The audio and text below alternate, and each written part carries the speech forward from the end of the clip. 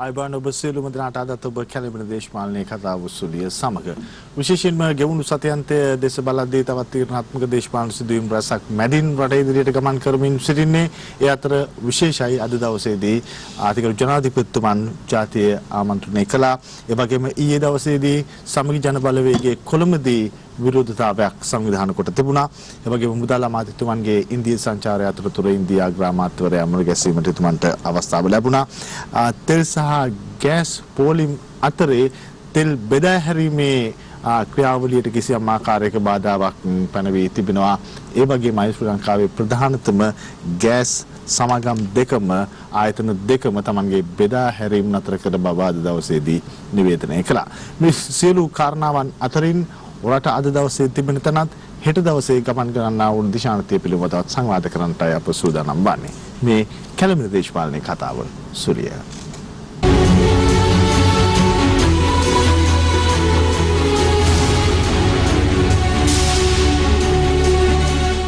අද දවසේදී සංවාදයේ සඳහා අප ගෞරවයෙන් ආරාධනා කළා ශ්‍රී ලංකා පොදු ජන පෙරමුණ නියෝජනය කරමින් ඒ කොළඹ දිස්ත්‍රික් පාර්ලිමේන්තු මන්ත්‍රී නීතිඥ මధుර විතානගේ මන්ත්‍රීතුමන්ට ආයිබෝන් කියලා අපි ඔබතුමාට පිළිගන්නවා. ඒ වගේම සමගි ජන බලවේගයේ නියෝජනය කරමින් ගම්පහ දිස්ත්‍රික් පාර්ලිමේන්තු මන්ත්‍රී වෛද්‍ය කාවින්ද ජයවර්ධනට අපි ආරාධනා කළා. ආයිබෝන් කියලා අපි ඔබතුමාට පිළිගන්නවා.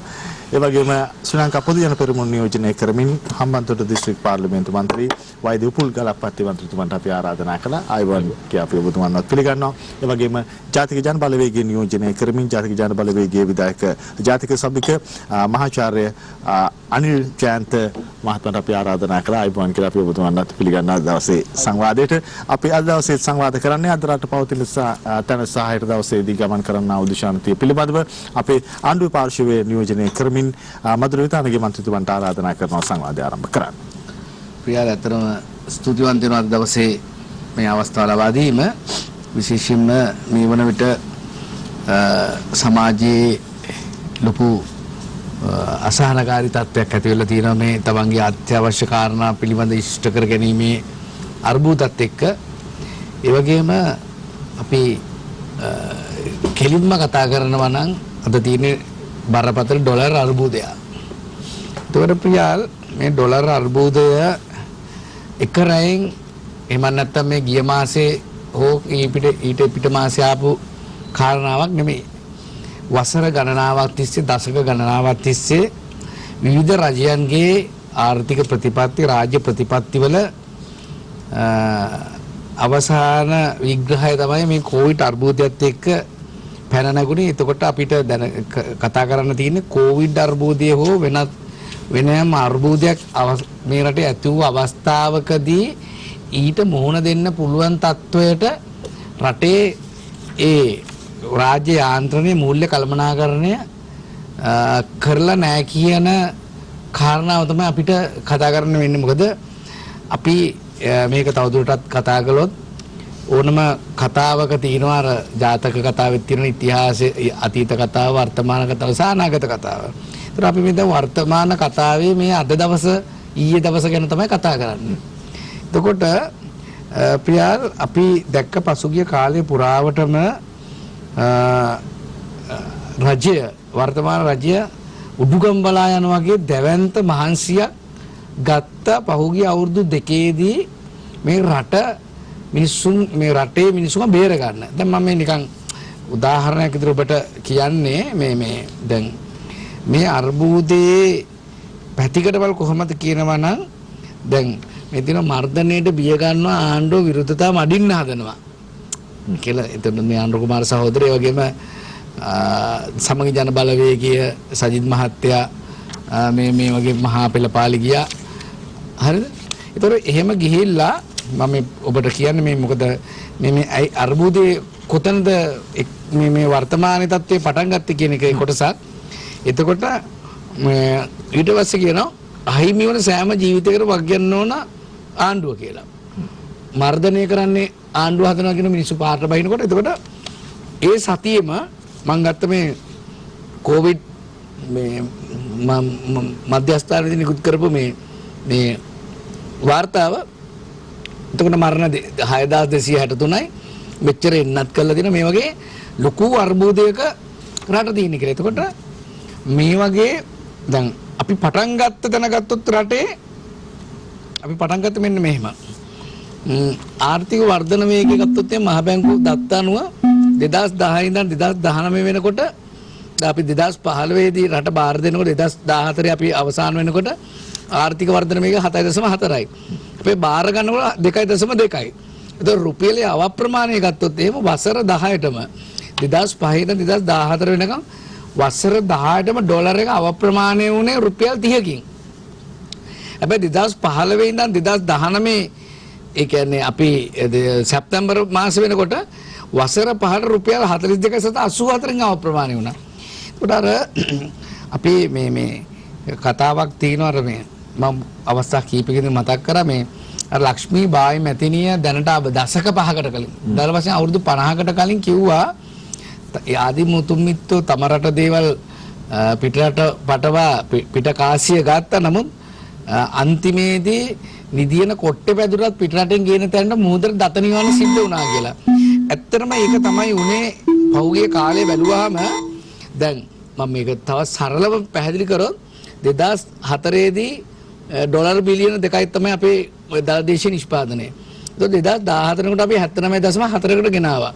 ඒතකොට මේ තත්ත්වෙට ප්‍රසාරණය කරේ වසර 30ක යුද්ධයක් අවසන් කරමින්. හැබැයි 2019 ඩොලර් බිලියන 41.2යි 2014 ඩොලර් බිලියන 79.4. ඒතර වසර 5 තුලදී විතරක් ඩොලර් බිලියන 38.3කින් අපේ දලදේශීය නිෂ්පාදනය ඉහළ ගියා. හැබැයි යුද්ධයක් නැතුව කොරෝනා අර්බුදයක් නැතුව කිසිම වසංගතයක් නැතුව 2015 2019 වසර 5ටම ඩොලර් බිලියන 4ක වර්ධනයක්. අපේ කාරණාවෙන් අවසන් කරමු. එතකොට මම මේ කියන්නේ මේ ඩොලර් අර්බුදය කියන එක මේ අද ජනාධිපතිතුමා ඉතාමත් පැහැදිලි එක කිව්වා. මේ ඩොලර් අර්බුදය ගෝඨාභය රාජපක්ෂ ජනාධිපතිතුමා ගෙනාපු එක වර්තමාන රජය ගෙනාපු කාරණාවක් නෙවෙයි. මම මේ සියලුම දේවල් කිව්වේ මහ බැංකුව දත්ත වාර්ත අනුව.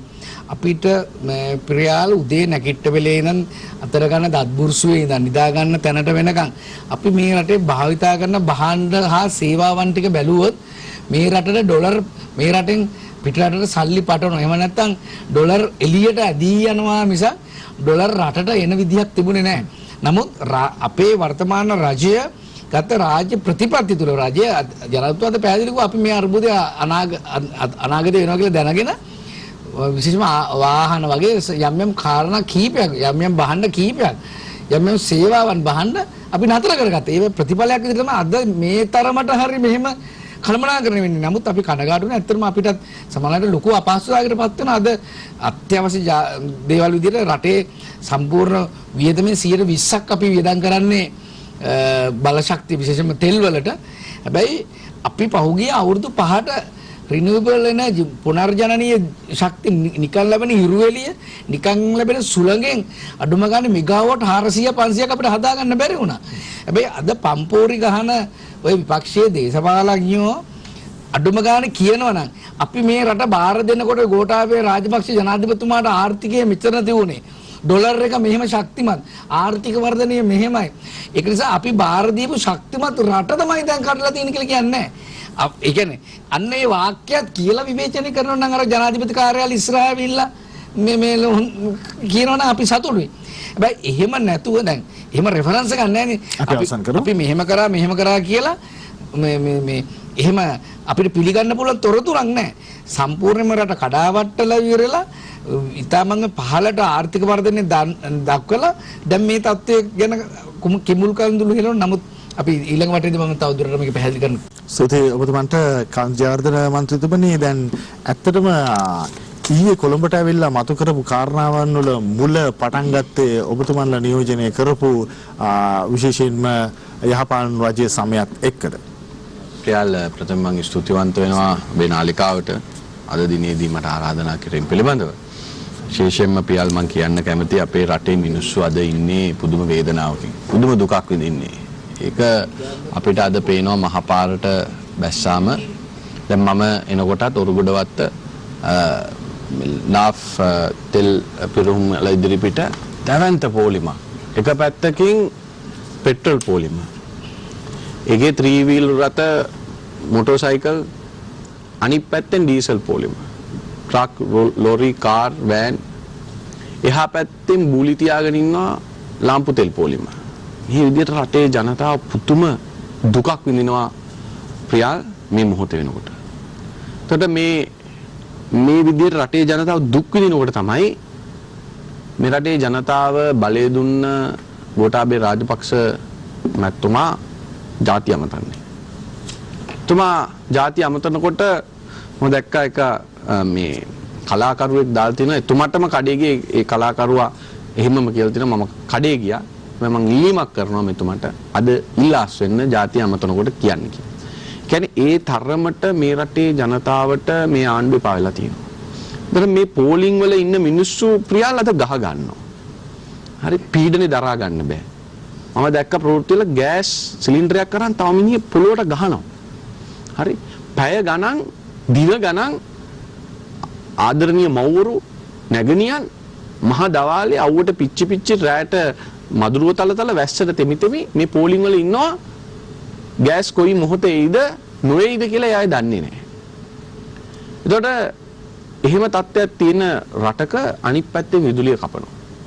ඒතර රටේ ජනතාව විදුලි නැතුව අඳුරේ ඉන්නවා. හැබැයි අද ජනාධිපතිතුමාගේ මං හිතන්නේ කතාව හින්දා වෙන්නේ නැති විදුලිය කැපුවේ නැහැ. ඉතින් අපේ ගමේ සහෝදරයන් මට කිව්වා අනේ ජනාධිපතිතුමාලා හැමදාම දිගටම මේ විදියට ජාතිය අමතන්න පුළුවන් නම් අපිට ටෙලි නාට්‍යයක්වත් බලන්න පුළුවන් අපේ දරුවන්ට පොත් ටික හරි කියවන්න පුළුවන්.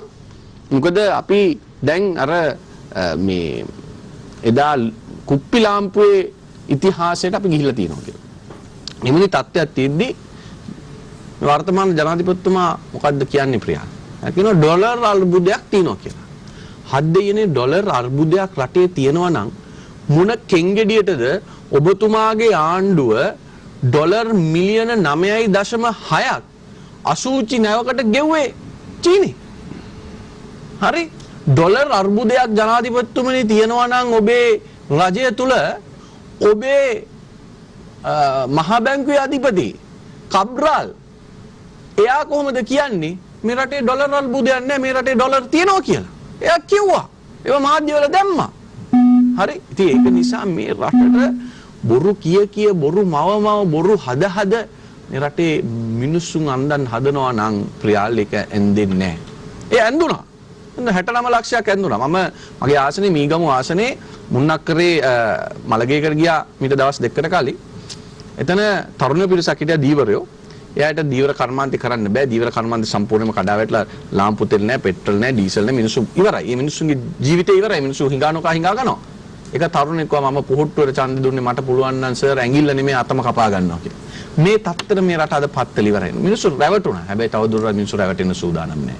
මේ රටේ උගත්තු, වියත්තු, බුද්ධිමත්තු ඉඳන් ගොවි ජනතාව දක්වා රැවටුණා. හැබැයි අපි ඒක දැක්කා. අපි ඒකයි එදා 2019 නොවැම්බර් මාසේ මේ රටේ ජනතාවට කිව්වේ 17 වෙනිදා ගිහිල්ලා ඔය අපරාධ මේ රටට කරන්න එපා කියලා. හැබැයි කරලා ඉවරයි. හැබැයි මතක තියාගන්න ප්‍රියාල් මේ ගමන කෙටි මේ ආණ්ඩුවට මැයි මාසෙන් එහාට අනාගතයක් නැහැ කියන එක අපි පැහැදිලිව කියනවා.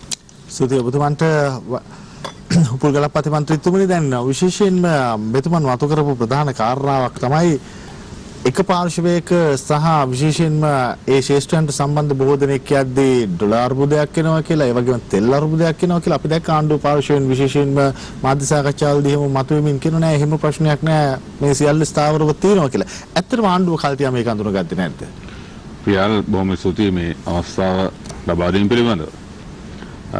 මම හිතන්නේ අපේ රට දැන් මේ ආණ්ඩුව පත් වෙලා අවුරුදු 2කමාරක් විතර වෙනවා අතුගේ ජනාධිපතිතුමා පත් වෙලා. 2කමාරෙන්ම අවුරුදු 2කකට ආසන්න ප්‍රමාණයක් ගියේ ওই කොවිඩ් වසංගතයත් එක්ක ඒ අභියෝගාත්මක කාලෙට.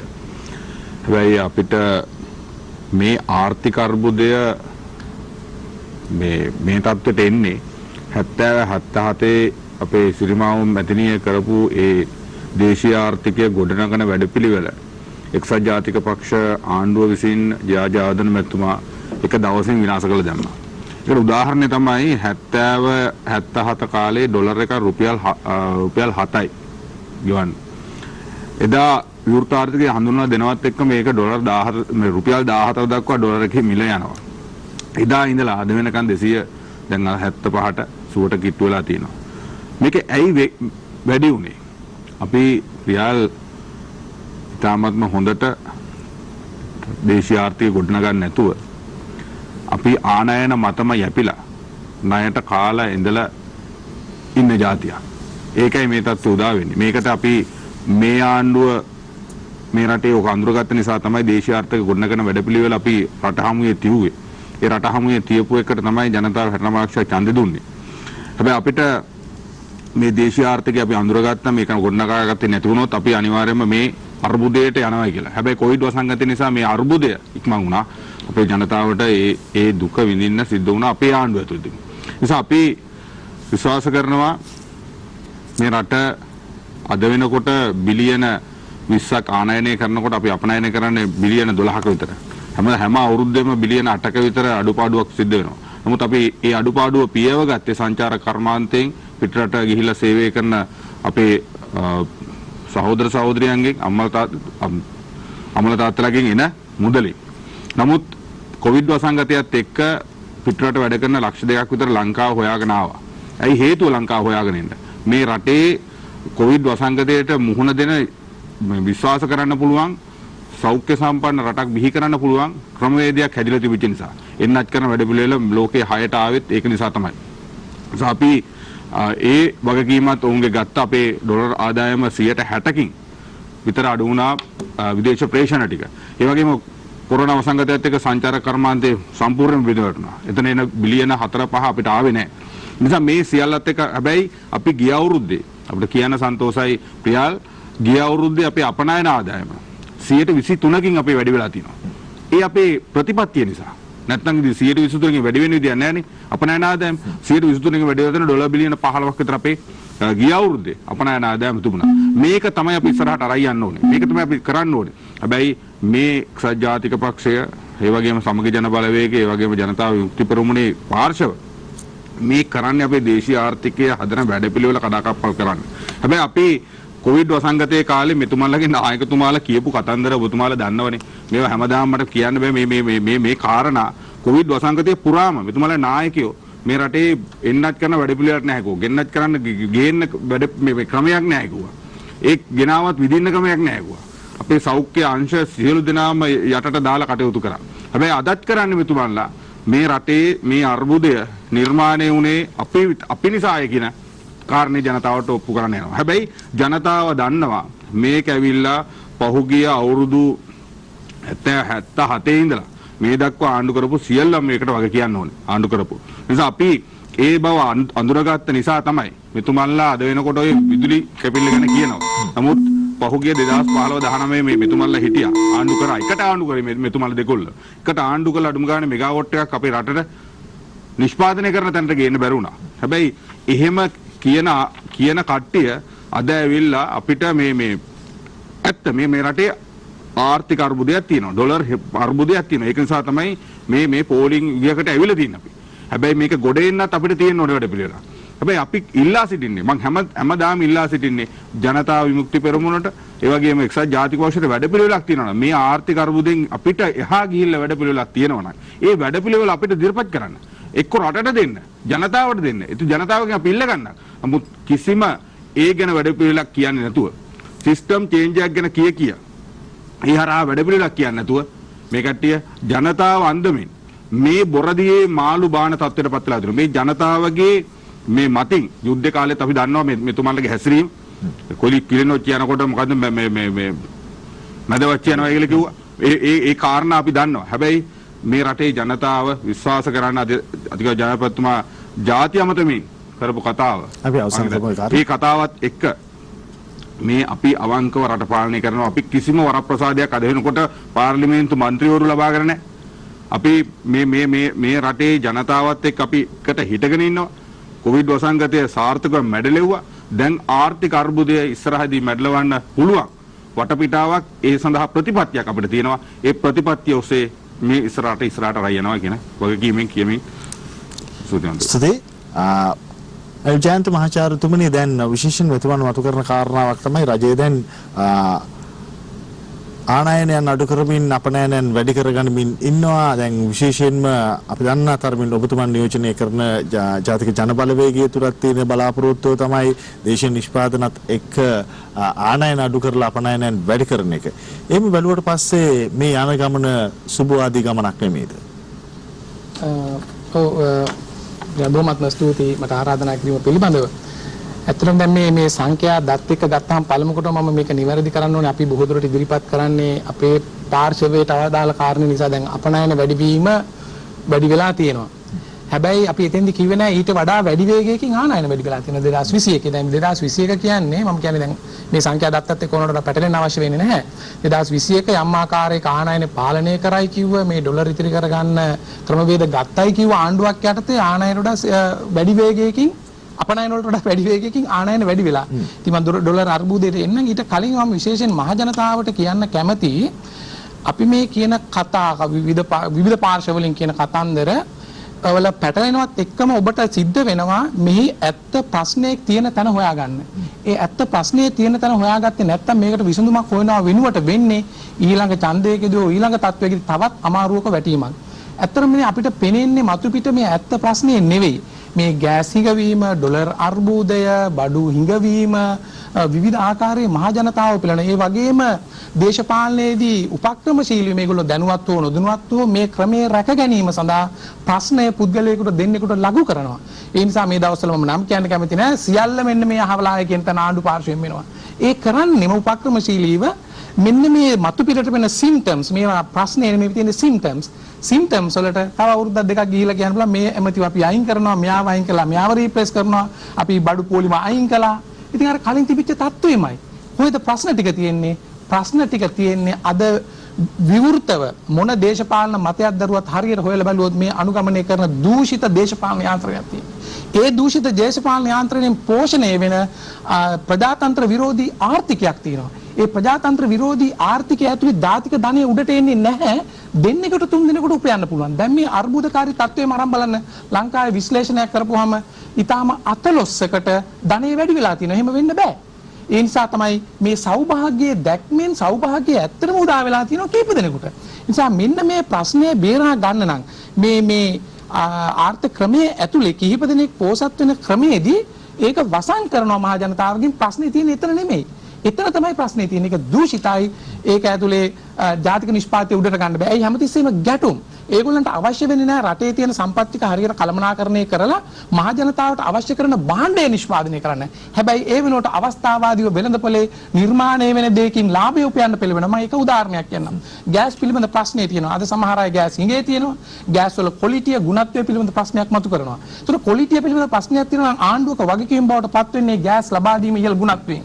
හැබැයි ඒක පැත්තක දාලා තියෙද්දි අද වෙළඳපොලේ තියෙනවා ගෑස් ලීක් වෙනවද නැද්ද කියලා බලන්න මීටරයක් වෙනවා වෙළඳපොලට. මම කියන්නේ මේ අර්ථ ක්‍රමයේ ලාභේ. ඒකත් කවුරු කරනවද දන්නේ නැහැ. ඉතින් මේ තත්ත්වයේ ගත්තාම අපිට විවිධ තර්ක විතර්ක කරන්න පුළුවන්. හැබැයි මහ ජනතාව අන්ත දුකකින් පෙළෙන එක මගේ කුඩා කණ්ඩායමකට සෞභාග්‍යයක් ලැබිලා තියෙනවා. අති බහුතරයක් දුකින් ඉන්නවා. මේක දකින්න පුළුවන් එක්තරා පර්යේෂණාත්මක හිලිදරව්වක් මේ මෑතකදී කරනවා පෙබරවාරි මාසෙදී. ඒ කියන්නේ ජාතික වශයෙන් තියෙන ගැලප් රිසර්ච් කියලා. ඒක වෙරිටේ ශ්‍රී ලංකාවේ වෙරිටේ එකකින් කරනවා. කියන්නේ ඕනම රිසර්ච් එකක යම් ආකාරයක අඩුපාඩු තියෙන පුළුවන්, බයස්නස් තියෙන පුළුවන්. හැබැයි ඒ වෙරිටේ කියන්නේ බතු පිටින් ගත්තාම දේශපාලන පක්ෂයක් කණ්ඩායමක් තියෙන එකක් නෙමෙයි. ඒ ශාස්ත්‍ර තුනකින් පර්යේෂණය කරන එකක් අහනවා මේ ආණ්ඩුව කරන දේවල් පිළිබඳව ඔබ කොන්ෆිඩන්ස් විශ්වාසයක් තියෙනවද? ඊටාම අඩු සංඛ්‍යාවක් දෙන්නේ 100%කට 10ට අඩුයි. ඒ නිසා මේ කරන වැඩ අනුමත කරනවා මේ සෑහීමකටපත් වෙනවා සැටිස්ෆැක්ෂන් එක ඒකත් අඩුයි. තුන්වෙනි කාරණේ ඉතාමත් වැදගත් මේ අනුගමනය කරන ක්‍රියාවලියේ මේ ආර්ථිකයේ ගොඩ දාන්න පුළුවන් කියලා මේ ආණ්ඩුවට ඔබ විශ්වාසයක් ඉකනොමික් කොන්ෆිඩන්ස් එකක් තියෙනවා කියලා. ඒක අහන්නේ සංඛ්‍යා ගන්නවා ඍණ 100 සිට ධන 100 දක්වා ප්‍රශ්න ගණනාවක් මිනිසුන්ගෙන් අහනවා. ඒ අහපුවම හිතන්න ඍණ 100 සිට ධන 100 දක්වා අහපුවම මිනිසුන්ගේ උත්තරේ මොකක්ද? ඍණ 82.9යි. කියන්නේ මේක හොඳ රිෆ්ලෙක්ෂන් එකක් අපිට විවෘතව කතා කරන්න දැන් ප්‍රශ්නේ තියෙන තැන. ඒ නිසා ඇත්තටම ප්‍රශ්නය තියෙන්නේ මතු පිට පෙනෙන බඩු හිඟවීමවත් මිල ඉහළ යාමවත් නෙමෙයි මේ අනුගමනය කරන දූෂිත දේශපාලනයත් ප්‍රජාතන්ත්‍ර විරෝධී සහ විෂම ආර්ථික ක්‍රමයක්. මේක තමයි වෙනස් කරන්නට ඕනේ. ඒ වගේම මම ඉදිරියේදී මතක් කරන්නම් මෙතුමලා මතු කළා අපේ ජනතා අභිමුක්ති පෙරමුණ සහ ජාතික ජනබලගේ ප්‍රතිපත්ති නේ ඇත්තටම අපි ප්‍රතිපත්ති හදලා 2019 ඉඳලා සාකච්ඡා කරලා තියෙනවා. මේ ප්‍රතිපත්ති සාකච්ඡාවට ප්‍රමාණවත් විදිහට බඳුන් වෙලා නැහැ. නිෂ්පාදනයේ වැඩි කරන්නේ ශේෂ්ත්‍ර සියල්ල උඩට ගන්න හැටි කතා කරලා තියෙනවා. ඕන්නම් ඔබතුමාට බලන්න පුළුවන් npp.lk දැන් උනත් ගිහිල්ලා කියලා බලන්න අපේ සියලුම ප්‍රතිපත්ති ටික ඒ ප්‍රවිෂ්ඨය මේක ඇතුලේ තියෙනවා. ඒක අපි සංවාද කරමු. ස්තුතියි ඔබතුමන්ට. අපි අද දවසේදී කතා කරමින් සිටින්නේ රටේ වර්තමානයේ පවතින තැන සහ අප රට ඉදිරියේදී ගමන් කරන්නා වූ දිශාන්තිය පිළිබඳව ඉතාමත් හොඳ සංවාදයක් සඳහා අවශ්‍ය කරන පදනම අපට සකස් කර ගන්නට අවස්ථාව ලැබුණා. පවතින දේශපාලන ආර්ථික සහ සමාජීය තත්ත්වයන් විශ්ලේෂණය කරගනිමින් අපට දෙවන සහ තුන්වන වටේදී වඩාත් හොඳින් මේ සංවාදයට බඳුන් කරන්නට අවස්ථාව ලැබෙවි. ඊට පෙර කෙටි විරාමයක් ලබා ගමු.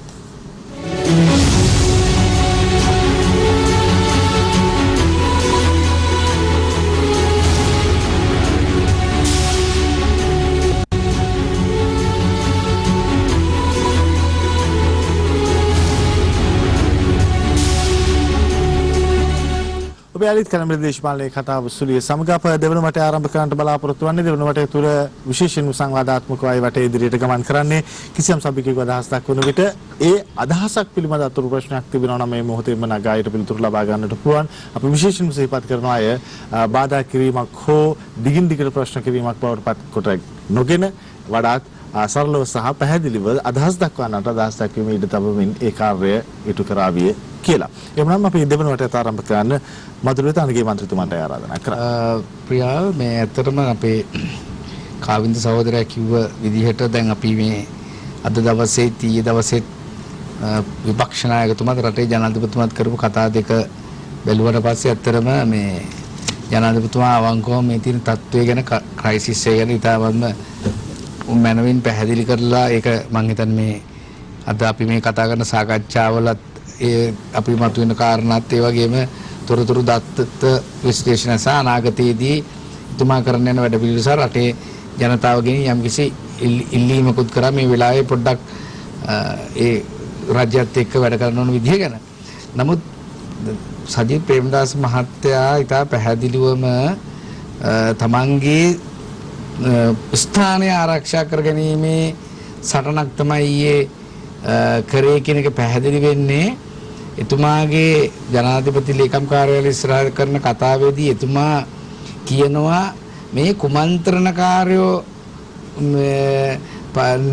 ගේ තැනට නෙමෙයි මගේ තැනට තමයි මම තමයි මගේ වැඩපිළිවෙලට සම්බන්ධ වෙන මේ කුමන්ත්‍රණකාරයන් එක්ක සම්බන්ධ වෙන්න එපා කියන එක තමයි අර්ථය ආවේ.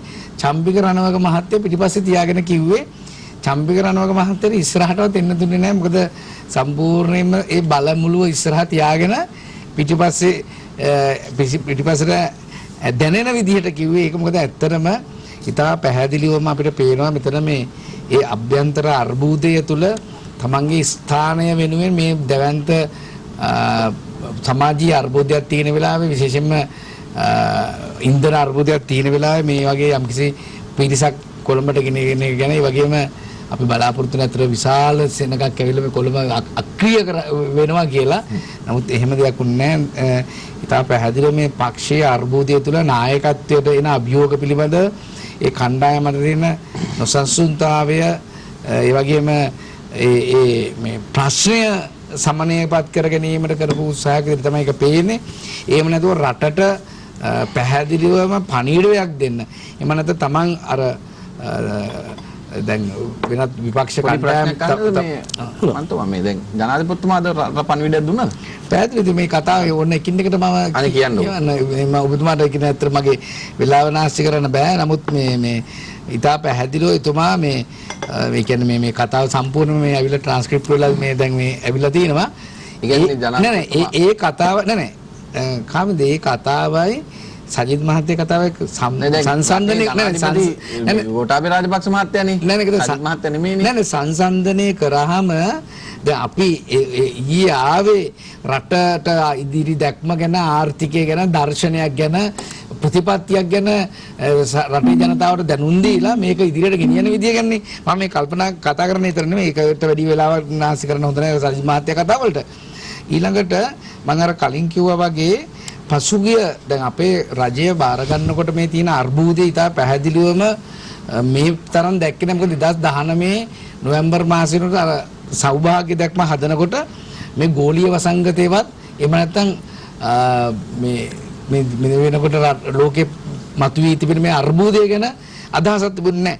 නමුත් රාජ්‍ය ප්‍රතිපත්ති මේ විදිහට ක්‍රියාත්මක කිරීම නිසාම අපි යම්කිසි සැලකිල්ල යම්කිසි තත්වයකට මේ ප්‍රශ්නය කළමනාකරණය කරන්න හැකි වුණා කියලා මම විශ්වාස කරනවා. මොකද හේතුව 2021 දී ඇමරිකන් ඩොලර් දැන් මේ අපිට ලැබිච්ච අනුව මේ 15යි. නමුත් මේ 12.5 කියලා තියෙන කාරණේ ගත්තත් යම්කිසි වර්ධනයක් මේ අපනයන ක්ෂේත්‍රයේ තිබුණා. මොකද ඒක නිසාම 2018 දී ඇමරිකන් ඩොලර් බිලියන 2.2ක් 2019 දී ඇමරිකන් ඩොලර් බිලියන 1.2ක් එළියට ගියා. ඒ කියන්නේ අපේ රටේ හදන්න පුළුවන් දේවල් හඳුන් කූරේ ඉඳන් සරුංගලේ ඉඳන් ඔබ දකින්න ඇති ප්‍රියාල් වෙසක් කාලේට අර වෙසක් කූඩුව පවා මේ පිටරටවල වලින් ගෙනල්ලා විකුණුවේ. ඉතින් මේ රටේ එහෙම අපි ඉතුරු කරගෙන 2021 වෙන විට ඇමරිකන් ඩොලර් බිලියන 1.6ක් අපිට ඉතිරි කරගන්න පුළුවන් වුණා.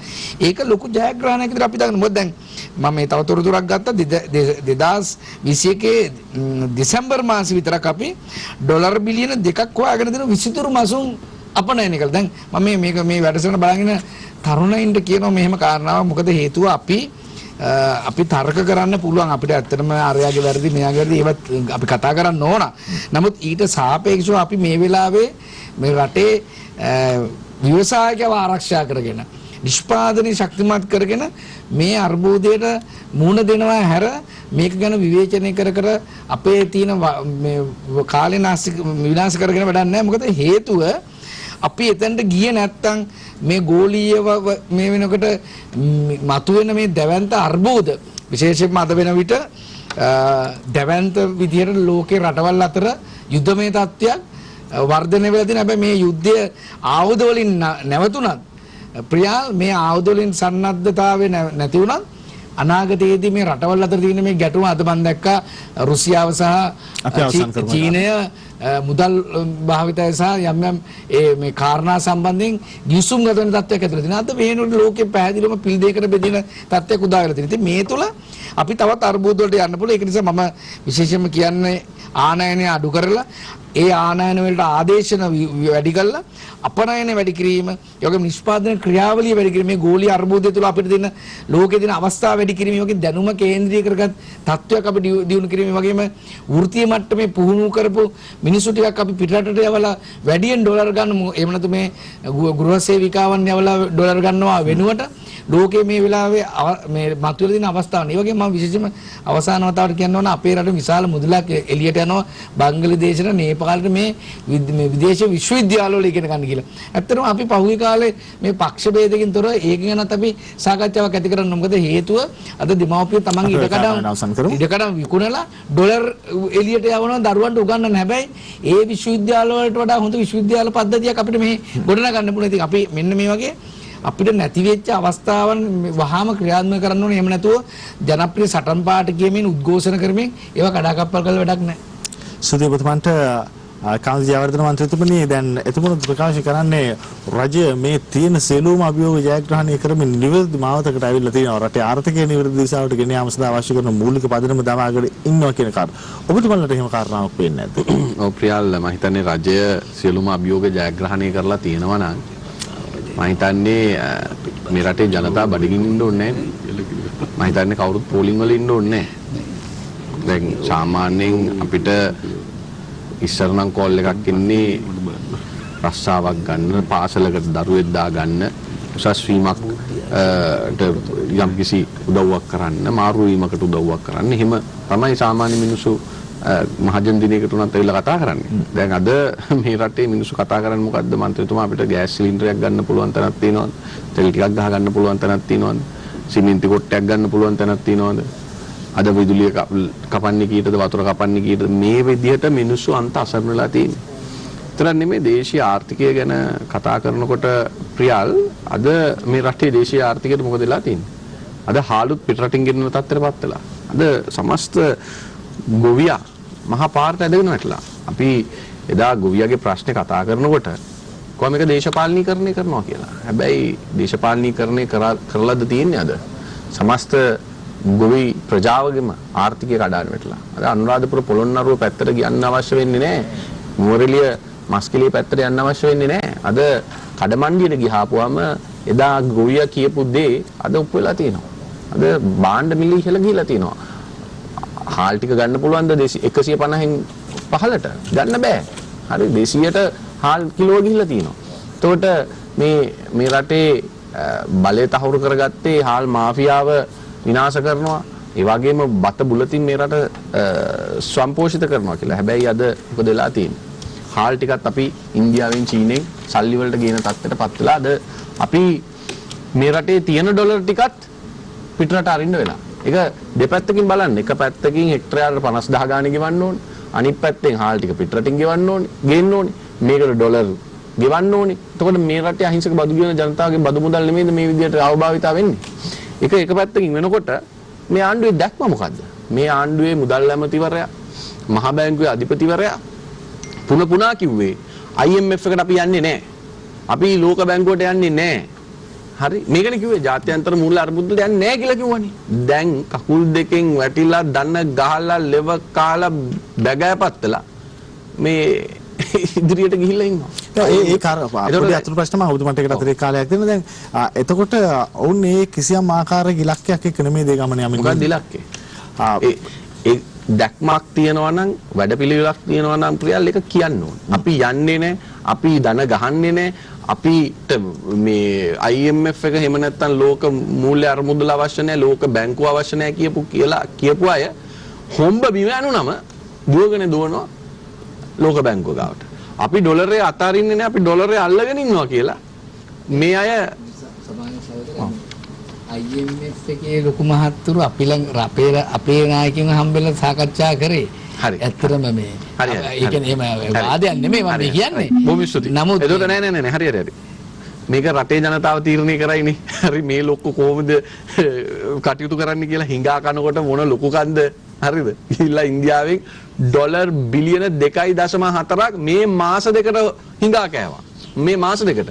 ඒක නිසා ඒ ගැන මම දිගින් දිගට කතා කරන්නේ මම ගාව දත්ත තියෙන තොරතුරු තියෙන මට ඒවා දෙන්න පුළුවන්. ඒකෝට දැන් මේ රටේ ඩොලර් ප්‍රියල් දැන් මෙතන හිඟා කන එක එයාගේ අවස්ථාවේද මේ වගේ බොන් ගහලා කෝටි ගාණක් මේක කරන එකද කියන එක පොඩ්ඩක් බලන්න. අර්බුදයක් තියෙන වෙලාවක ප්‍රියල් කල්පනා කරලා බලන්න මේ කළමනාකරණයේ අදක්ෂතාවය, දුර්වල රාජ්‍ය පාලනය, මේ අයගේ දූෂිත ආණ්ඩුකරණය තුල මොකක්ද වෙලා තියෙන්නේ? අද ගෑස් නැව් දෙකක් ලංකාවට ඇවිල්ලා තිනවා. මිනිස්සු ගෑස් ඉල්ල පෝලිං වල ගහ ගන්නවා, මරා ගන්නවා, ගෑස් සිලින්ඩර් පොලේ ගහනවා. එහෙම තියෙනකොට ගෑස් නැව් දෙකට ගෙවනවට අමතරව ඩොලර් ලක්ෂ 3,90,000ක් ඩොලර් 3,90,000ක් ගෙවන්නලා තියෙනවා මේකට වෙලාවට මුදල් ගෙවීම නොකරපු නිසා. ගෙවීම පැහැර අරපු නිසා. කෝටි 10කට ආසන්න මුදලක්. හරිද ප්‍රියල්? මේ හෙන ගහන අපරාධනේ. මේ හෙන ගහන අපරාධනේ ප්‍රියල්. මේ රටේ මිනිස්සු බඩගින්නේ තමන්ගේ දරුවන්ට කෑම ටිකක් උයා ගන්න බැරුව ගෑස් සිලින්ඩරයක් නැතු වෙලා ඉන්න වෙලාවේ මේ ආණ්ඩුවේ දූෂිත කළමනාකාරණයත් එක්ක මේ දූෂිත අදක්ෂ ආණ්ඩුවක් තියෙද්දි මේ ආණ්ඩුවට පුළුවන් කමක් නැහැ වෙලාවට ඩොලර් ටික ගෙවලා මේ නැව් ටික නිදාස් කරන්න. දැන් ඩොලර් ගෑස් වලට ගෙවන්න ඕනේ. ඒකේ අලාභය හැටියට ලක්ෂ 3,90,000ක් ඩොලර් ගෙවන්න ඕනේ. ඒ කියන්නේ කෝටි 10කට ආසන්න ප්‍රමාණයක් ගෙවන්න. මතක තියාගන්න ප්‍රියල් තෙල් වලට 79,000ක් ගෙවන්න වෙලා තියෙනවා තෙල් නැව් වලට. හයි මේ වෙලාවට ඩොලර් ටික ගෙවලා නැහැ. LCA ඕපන් කරලා ඩොලර් ටික දීලා නැහැ. ඉතින් මේ වගේ අදක්ෂ ආණ්ඩුවක් මේ රටේ මිනිස්සු අද තෙල් නැතුව මහ පාරේ අද ප්‍රවාහන ශේෂ්ත්‍රයේ කඩාවැටලා සංචාරකයෝ එයිද ප්‍රියල්? මේ රටේ සංචාරකයන්ට බස් එක්ක වෙලාවට යන්න බෑ. මේ කෝච්චි වල වෙලාවට යන්න විදියක් නැහැ. වෑන් එක්ක යන්න විදියක් නැහැ. ඌබර් එක්ක යන්න විදියක් නැහැ. පික්මි එක්ක යන්න විදියක් නැහැ. ඔක්කොම ගිහිල්ලා ඉන්නේ පොලිමේ. ඉතින් කොහෙද සුද්දෝ ටිකක් පොලි මේ රටේ සුද්දෝ ඉන්නේ නැහැ ප්‍රියල්. තවත් මේ රටේ ආර්ථිකය කඩාගෙන වැටලා මේ රට හාන්සි වෙනවා. මොකද මේක දැනුවත්කමින් ඕමනාවෙන් කරන කාරණයක් කියන එක අපිට ඉතාමත් පැහැදිලි. මොකද මේක මේ කළමනාකරණය කරන්න පුළුවන් ඕනම පුද්ගලට කබ්‍රාල්ව මහ බැංකුව අධිපති කරලා හරි මේ රටේ රාජ්‍ය මුදල් ඇමතිව මතක තියාගන්න මේ රටේ මහ බැංකුව අධිපති කරේ. හරිද?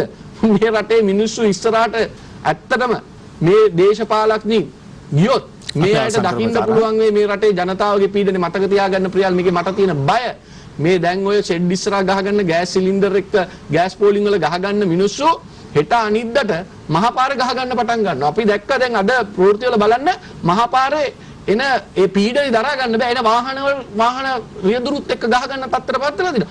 මේ රටේ මේ දැවැන්ත අර්බුදයකට ඇයි මේ රජය මේ රටේ මිනිස්සුන්ව පොළඹවන්නේ කියන එක පිළිබඳව අපිට ප්‍රශ්නයක් තියෙනවා. සුතේ ඔබතුමන්ට උපුල්ගලප්පති මන්ත්‍රීතුමනි දැන් අර එතුමන් අවසන් භාගයේ තුල මතු කරපු කාරණාව අපි දැක්ක කොවිඩ් අර්බුදයත් එක්ක කිසියම් ආකාරයකින් සංචාර කර්මාන්තේ බිඳවැටලා තිබුණා. ඒ සංචාර කර්මාන්තයේ ඒ වගේම මීට මාසයක් දෙකකට ඉස්සෙල්ලා අපි දැක්ක ආයෙත් කිසියම් ආකාරයක පුනර්ජීවයක් ලබනවා. සංචාරකයන් 70000කට වැඩි ප්‍රමාණයක් ලංකාවට ඇවිල්ලා තිබුණා. ඒ අතරේ මේ මතුවලා තියෙන අර්බුදයේ ඒ නැගිටීමට තලිතතාවක් ලොකු ප්‍රහාරයක් නේද? ඔව් ප්‍රයාල් මම හිතන්නේ මේ දැන් මෙතුමා දැන් කාරණේ කතා කරන්නේ දැන් ඔය කතා කරන විදිය තේරෙනවනේ මේ රටේ ආර්ථිකය වැටිලා දැන් නැගිටින්න බෑ මේක ඇවිල්ලා මේ අසමත් ආණ්ඩුවක් කියලාම තමයි පටන් ගන්න. මෙතුමාලගේ සටන් පාටත් ඕකම තමයි. ඒකනේ ජනතාව කැමති නැත්තේ සටන් පාට. කියන්නේ රට දිනු කරන වැඩ පිළිවෙලක් කියන්නේ නැහනේ.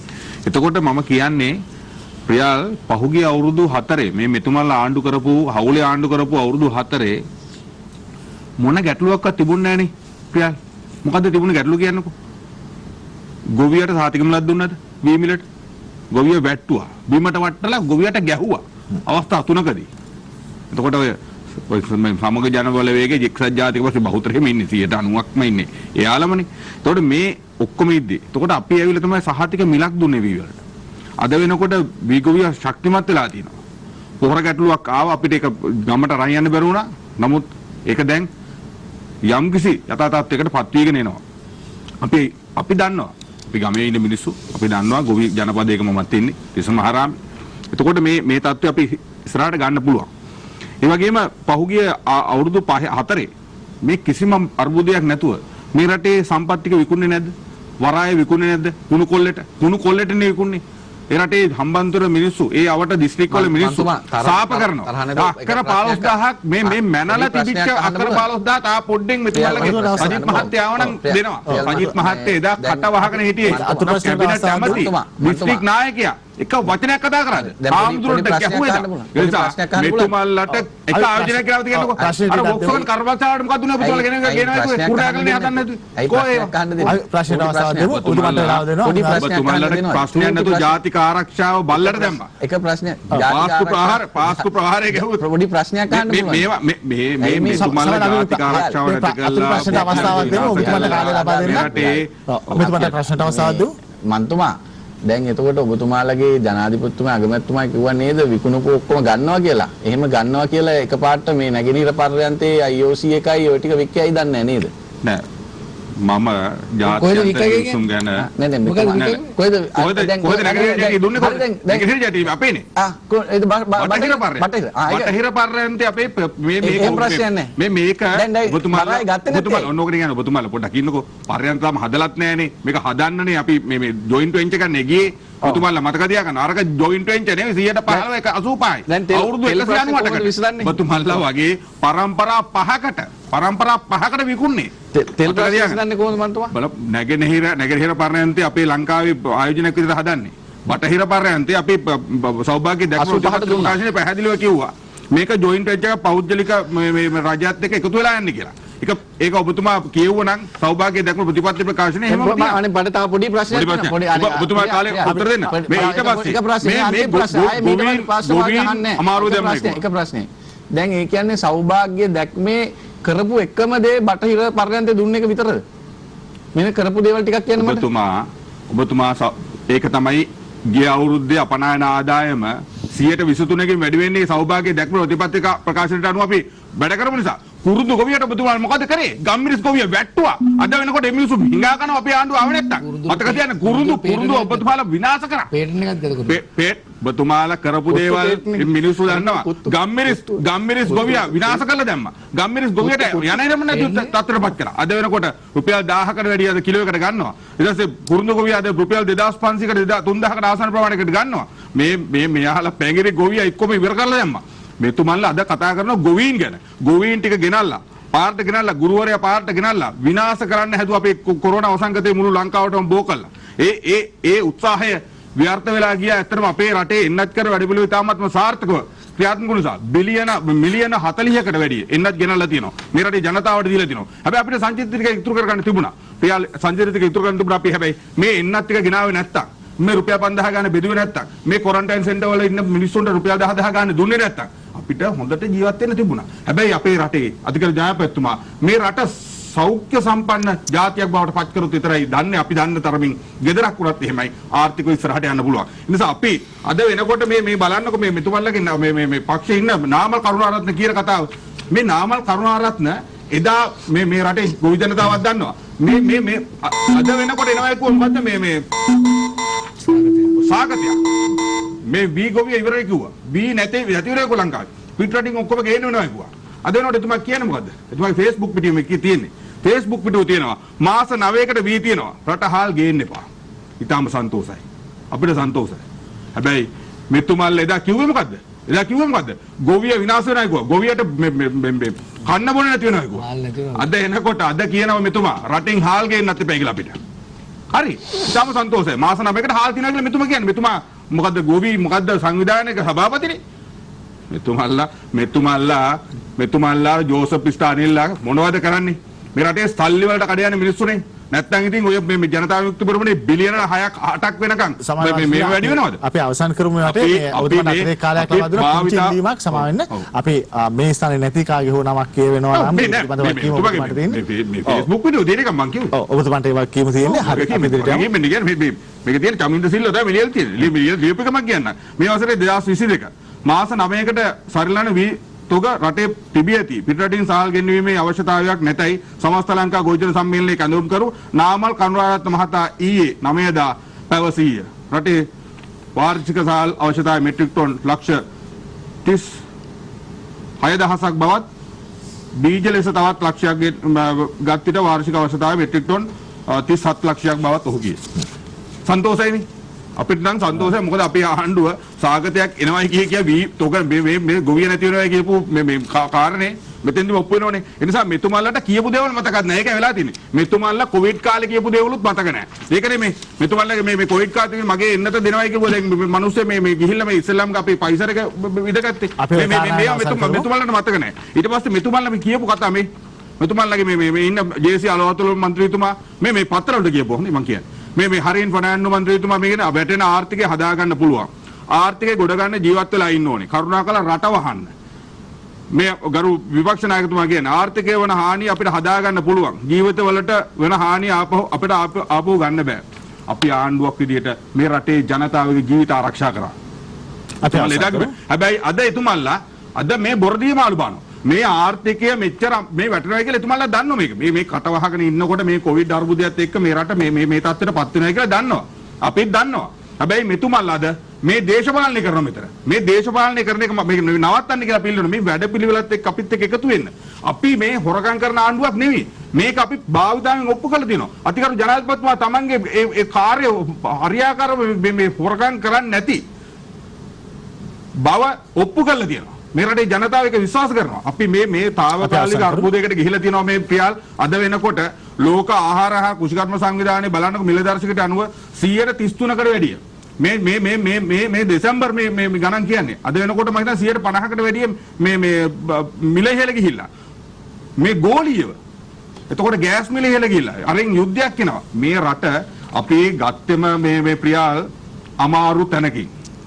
මේ රට 704 වැඩි ආර්ථික වර්ධනයක් තිබිච්ච රට මේ අවුරුදු 5 විනාශ කළා.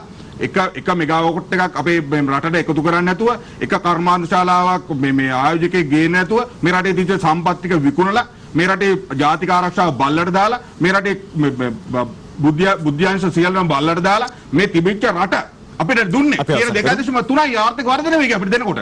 එතකොට ඒ වූ රටේ ආපු ගමන් අපිට අවුරුදු දෙකක් මුණ දෙන්නට කොවිඩ් වසංගතේ මේ සියල්ලත් එක්ක පියාල් අපි මෙහෙම යන්නේකත් අපිටත් පුදුමයි. හරි මේක නිසා අපි හිතන විශ්වාස කරන ආර්ථිකය තමයි දේශීය ආර්ථිකයක් ගොඩනැගීම පමණමයි. මෙතනින් අපිට ගොඩ යන්න පුළුවන්. අපි ආනයන නවත්තන්න ඕනේ. අපිට පුළුවන් අපි මේ රටේ හදන්න ඕනේ. හදන්න නැතුව මේක කරන්න බෑ.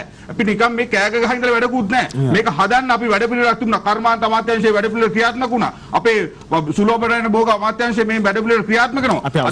අද වෙනකොට මේ අපනයන භෝග සියල්ල මේ ආදායම් වැඩි වෙලා තියෙනවා. ඒ වගේම තමයි අපේ දීවර අංශය ඉතාමත් මෙහෙලට තැනට ගිහිල්ලා තියෙනවා. මේවා අපි මේවා සෞභාග්‍ය දැක්ම එතුම හැමෝනේ සෞභාග්‍ය දැක්ම තිබුණාද කියලා මේවා තමයි සෞභාග්‍ය දැක්ම තිබුණේ. අපි මේ తాවකාලික අර්බුදය මේකත් ජයග්‍රහණය කරනවා. ඒ නිසා මේ తాවකාලික අර්බුදය අපි මේ දේශපාලන අර ඉත්තන්ට අහු වෙන්නේ නැතුව මේ රටේ ජනතාවගේ ඉල්ලීමක් කරන්නේ මේ ටික අපි අමාරුවෙන් ගෙවමු. හැබැයි අපිට ඉදිරිය හොඳයි. 77 අපි ඒ අමාරුකම දැනගෙන ජීවත් වුණා නම් හිටියනම් 77න් පස්සේ විවෘත ආර්ථිකයේ නිසා අපි විනාශ වෙන එක නවත්ත ගන්න තිබුණා. අද වෙනකොට එහෙනම් මේ රට සිංගප්පූරුවට එහා දියුණු රටක් බවට පත් වෙලා. හැබැයි අපිට ඒ අවස්ථාව ගිලිහුණා. හැබැයි මේ අවස්ථාව ගිලිහුණොත් අපිට තවත් අවස්ථාවක් නැහැ පියා. ස්තුතියි ඔබට. ඉතිහාසයේ රටක් ලෙස අපිට ගොඩනැගෙන්න තිබුණු අවස්ථාන් කීපයක් අපි මගේ අරගත්තා. අද සංවාදයටත් එක්වීම යහපත් කාරණාවක්. අනිල් ජයන්ත මහාචාර්යතුමනි දැන් විශේෂයෙන්ම එතුමන් මතු කරපු ප්‍රධාන කාරණාවක් තමයි එන්නත් කරන වැඩපිළිවෙලට සල්ලි වේදම් කරේ නැත්නම් ඩොලර් වේදම් කරන්න උනේ නැත්නම් මේ අර්බුදයෙන් කොට එන්න තිබ්බා. නැත්නම් මේ අර්බුදය ඇති නොවි වළක්ව ගන්න තිබ්බා. ඊට වඩා මේ ඩොලර් අර්බුදයට වඩා වැඩියෙන් රජයට ජනතාවගේ ජීවිත වැදගත් වෙච්ච හින්දායි මේ අර්බුදෙට මුහුණ දෙන්න තියෙන්නේ කියලා. ඔව් ඇත්තටම දැන් එන්නත් කරන්නේ සඳහා මුදල් වියදම් කිරීම හෝ මැදිහත් වීම හෝ යම් වැඩසටහනක් ක්‍රියාත් කිරීම පිළිබඳව අපි අගය කරන්නට ඕන ප්‍රශ්නයක් නෑ. හැබැයි මතක තියාගන්න දැන් ඒක අපි කරපින්නගෙන කෑ ගැහුවට මේ එන්නත් කරන්නේ කිරීමට කලින් මොකද්ද කළේ කියලා මේ පාර්ලිමේන්තුවේ පැණි පෙව්වා මුට්ටි දැම්මා මේ තියෙන මිත්‍යාවක් බැඳගෙන මොන තරම් තැනකට රට තල්ලු කරගෙන ගියාද කියන නිසා මම විවාදයකට පැටලෙන්නේ නැහැ. මහ ජනතාව ඔබට බාරයි මොන වගේ දේවල්ද කරේ කියන. මේ කියන්නේ ආණ්ඩුවක් විසින් අනුගමනය නොකළ යුතු අවිද්‍යාත්මක තැන්වලට මිත්‍යාවකට පටවගෙන ගියා. අපේ ප්‍රධාන කාරණාවට ආවොත් මම දැන් ඒකිනුත් මිදලා මම මෙතෙන්ට එන්න උත්සාහ කරන හේතුව තමයි මේ විවාදය ඇතුලේ හා රට ඇතුලේ මේ වෙනකොට උපක්‍රම භාවිත වෙනවා මේ මහ ජනතාවගෙන් මේ සැබෑ ප්‍රශ්නය අයින් කරලා වෙන තැනකට ගෙනියන්නේ. ඒ නිසා ඇත්තටම මේ හැම ආණ්ඩුවක්ම කරපු අයගේ අවසාන ප්‍රතිඵලය තමයි මේ මහ ජනතාව මේ තත්ත්වයටපත් වෙලා තියෙන්නේ. අද වෙනකොට ඉතිහාසයේ අඩු වශයෙන් මධ්‍යම පාන්තිකයාට ඕනෑම ආණ්ඩුවක් යටතේ පවා යම් ජීවිතයක් ගත කරගන්න පුළුවන්කම තිබුණාම දැන් මධ්‍යම පාන්තිකයාව පරිශන කරන අහලා බැලුවොත් එතුමන්ලගේ ඒ පාන්තියටත් යම් කිසි අර්බුදයකට එනවා. එහෙනම් මේක වළක්වන්න බැරි විදියට මේ ආර්ථික අර්බුදයට නිසි විසඳුමක් ගෙනාවේ නැත්නම් ඉදිරියේදී නිර්මාණය වෙන අපි කියන ඉංග්‍රීසි එක ප්‍රිකේරියට් ක්ලාස් එකක්. ඒ ප්‍රිකේරියට් ක්ලාස් එක නිර්මාණය වුණාට පස්සේ මේ මිනිස්සුන්ට අහිමි වෙන්න කිසිම දෙයක් නැහැ. මේ සමාජය ඇතුලේ විවිධ වූ ගැටුම් හොරකම් මේ ව්‍යාකූල තත්වයකට රටපත් වෙන්න පුළුවන්. ඒ නිසා මහ ජනතාව ඔබ මේ අනවශ්‍ය රණ්ඩුවේ පැටලෙන්න එපා. මේගොල්ලන් කැමති මේ ආණ්ඩුව වෙනුවට මේ කලින් මේක එක්සත් ජාතික පක්ෂයෝවා මේ ආණ්ඩු කරපු කණ්ඩායම් දෙක නැවත බලයට ගෙන ඒමට ඒගොල්ලන් කැමති. මම උදාහරණ විදිහට කියන්නම්. දැන් අපි මහ බැංකුව බැඳුම් කරේ පිළිබඳ ඕනකට වඩා සාකච්ඡා කළා. මේ ආණ්ඩුව බලයටපත් වෙන්න. දැන් මොකද උනේ? මම බැංක කවුරුත් කතා කරන්නේ නැහැ. බැඳුම් කරේ ඒ වංචාවන් පිළිබඳ. ඒ අය නිදහස් කොට නිදොස් වෙලා යනවා. ආණ්ඩුවේ කණ්ඩායමුත් යනවා මේගොල්ලොත් කියනවා. අපි හොරකම් කරන්නේ නැහැ. කවදාකවත් හොරකම් කරනවා කියලා කියන්නේ නැහැ. ඕන තරම් වංචා දූෂණ පිළිබඳ වාර්තා එළියට අවිලා තියෙනවා. ප්‍රශ්න තරම් මතුවලා තියෙනවා. හැබැයි ඔබතුමා ඉන්නේ නැතුව ඇති. 2015 19 ඔබතුමාලා දෙගොල්ල අර්ලිය ගහ මන්දිරේ ඔබතුමාලා කට්ටියත් නායකතුමාලා හිටියේ. නෑ ඒක මම පිළිගන්නේ නැහැ. මම කියන්නේ මේමයි. දැන් නෑ ඒක අපි ජනතාව විමුක්ත දැන් මම පොඩක් ඉන්නකෝ කියන්නේ පොඩක් ඉන්නකෝ මම නියෝජනය කරනවා ඒක දැන් ඔබතුමා දන්නේ නැති කියලා මම දන්නවා මම වගකීමෙන් තමයි ජාතික ජන බලවේගය කියන්නේ ජනතා විමුක්ති පෙරමුණ ප්‍රධාන කාර්යභාරයක්. ජනතා විමුක්ති පෙරමුණ තමුන්ට කරන්න ඕන කාර්ය කළා මිසක් ඔය විදියට මේ දූෂණ වර්ධන කමිටුවේ ඔබතුමාලායි නායකයෝ හිටියනේ ජනතා විමුක්ති පෙරමුණේ නායකයාගේ ලේකම්තුමානේ කුසිකර්ම අමාත්‍යාංශයේ හිටපු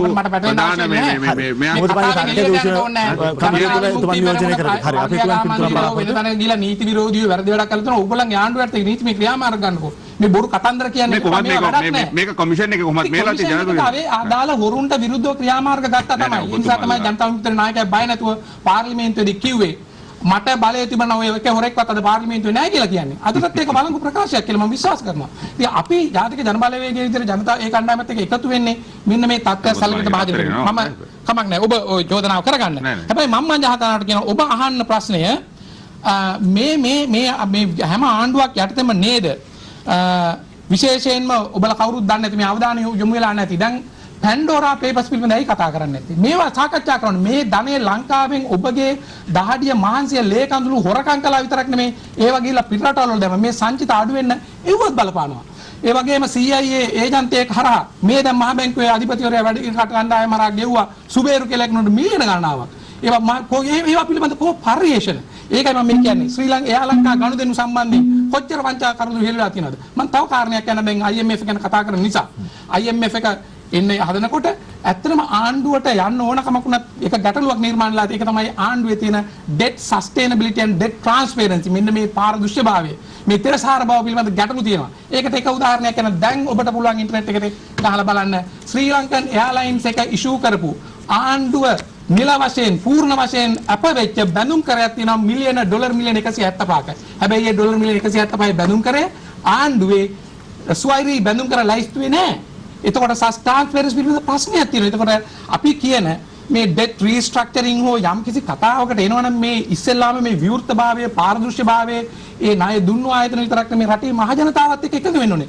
මේ කරන්නේ වංචා කරලා කොලේ හංගලා ගැසීමක්. ඉතින් මම කියන්නේ විවිධ කණ්ඩායම් කතා කරાવી ඔබ මේ තොරතුරු පමණක් නෙමෙයි මේ තව තොරතුරු එකතු කරන්න හොයන්න මේ විදිහට ගත්තාම මේ කණ්ඩායම් දෙක ඊටාම සූක්ෂම විදිහට මහ ජනතාව නොමග යවමින් ඒගොල්ලන්ව පීඩනයට පත් කරමින් ඒ කණ්ඩායම් දෙක ඊටාම ධනවතුන් පෝසතුන් බවට පත් වෙලා මහ ජනතාව පීඩිතත්වයට පත් වෙලා ඉන්නවා. ඒකයි මේ මොහොතේදීත් වෙන්න තියෙන අනතුර තමයි මේ අර්බුදයෙන් රට ගොඩ ගන්න නම් ඇත්තටම මහ ජනතාව සංවිධානලා මහ ජනතාව අතර බලය ගන්න අදූෂිත දේශපාලන යාන්ත්‍රණයක් සඳහා යන්න ඕනේ. ඒ සඳහා තමයි ජාතික ජන බලවේගය ඉදිරිපත් වෙලා තියෙන්නේ. අපිත් එතෙන්ට මැදිහත් වෙන්නේ ඒකයි. ප්‍රතිපත්ති හැදුවේ ඒකටයි. ඒ සඳහා අවශ්‍ය කණ්ඩායම් සකස් කරලා තියෙන එකයි. අපි මේ පියවරෙන් පියවර මහ ජනතාවට කියනවා ඔබ බලන්න ඒ අනුව අපි තීරණය කරමු. මහ ජනතාවගේ කැමැත්ත මත වෙනස් කරනවාද නැද්ද කියන කාර්යය අපි බලමු. සුදී ඔබතුමන්ට අපි දෙවන වටේ සිනමාවට පත් කරන්නේ තවත් සංවාදාත්මක තුන්වන වටේ සහ ඒ වගේම සම්පින්ඩනාත්මක අවසන් වටේ ඉතිරිව තිබෙනවා. අපි කෙටි විරාමයකට යමු. විරාමයෙන් අනතුරු තුන්වන වටේ ආරම්භ කරමු.